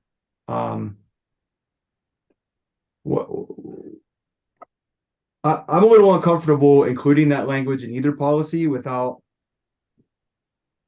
at least some kind of feedback, which could just be from OSBA, but about like, what could we really, is that even legal? It's not that I don't think it would be horrible if a person was assisted in getting back to working with kids when they did such a thing. That's, to me, that's a bit of an aside about how I feel about that. But I don't know if it would be legal for us to prohibit our own employees from helping that person seek employment. So I would want to seek some clarity on that. So I can certainly take the action with regard to both these policies to seek that clarity. We can revisit these two policies next meeting. Is that okay with everyone? I think that's good. That would apply to this NAB, and then the one we just transposed letters on, the NAA, which is a very similar policy, but covers suspected sexual conduct with students. So there's a abuse of students and a suspected sexual conduct with students. Similar policies, but obviously different as well. I'll pursue answers to those questions on both those policies. The last recommendation or required policy update is regarding assessment program. We don't currently have a policy on this, so this would be a new policy that captures in policy what we do as a school to assess students beyond state school assessments. There's a lot of room for options in here, and I don't feel as a non-school administrator that I'm qualified to make. I don't think the board alone is really qualified to make all these choices. I think it requires a fair amount of input from our administration, at least. I think this policy probably needs the most amount of work before we adopt, just because, again, I want to be careful that we don't capture some, glorious intentions to do a million different assessments that we then never actually do. But it does look like we need to capture some kind of an assessment program policy as a part of new requirements for charter schools. So Matt, I think this one probably lies mostly on you and Jen. Yep. And it might be as simple as looking, I know we already do quite a bit of, a formal assessment on our students throughout the year, would be it, things like iReady, or, we collect a fair amount of data, more than I remember us collecting, 5 years ago, to sort of track how we're doing, where the growth is, where it isn't, what we can do. It might be we just need to really capture what we're already doing in this policy. This doesn't necessarily mean we need to come up with a whole new assessment program. Right. I think this might have origins might have been in the big SBAC test, as it was called. That was administered. That's a big assessment. And I'm not even really, I think flexibility, if we go down this road, is key. Like personally, I think from experiences, the opt-out notice is really important to have, but it does depend on, like what you're saying. If there is, I think it's referring to the statewide type tests, just to be sure you have the flexibility to allow parents to opt out of it, but I'll look into it. Okay. This one was, that I admit, of all the ones I looked at, a bit overwhelming in terms of like just single-handedly trying to figure out like, what should this say? And I think it's probably one that, I could use the most of your help on, Matt. All right, so I think we've decided to, well, we already decided to adopt these 5 policies covering discrimination, every student belongs, and equal education opportunity. And then I just like to make a motion that the board empower me to work with administration and OSBA on questions we've discussed around the weapons in schools, as well as the other policies that we talked about tonight. And prepare as many of those as possible for approval in the January meeting. It could very well be that some of these have a long tail and don't get approved till February or March. And again, when we talk about policy adoptions, like those are become the law, so to speak, in terms of how the school operates. So I want to say I don't see it as a bad thing when it takes a while to get them approved. So I'll make that motion. We have a second. No second. It's Dan. All those in favor? Any opposed to that motion? Voice your opposition. Motion passes. Thank you. Thank you, Sad, for the time you put into that. You know, it's a lot. It's a big ask there, but you know, it's really appreciated. You do a really good job of getting it all together so that we can see it and track it and understand it. So thank you. Huge. Thank you. And that brings us to the end of tonight's meeting. Thank you, everyone. It's a long one tonight, but we got through a lot of good stuff, a lot of good content today. Thank you for being here. Take Thanks, care. everyone. Bye, folks. Good night. Bye. Good night.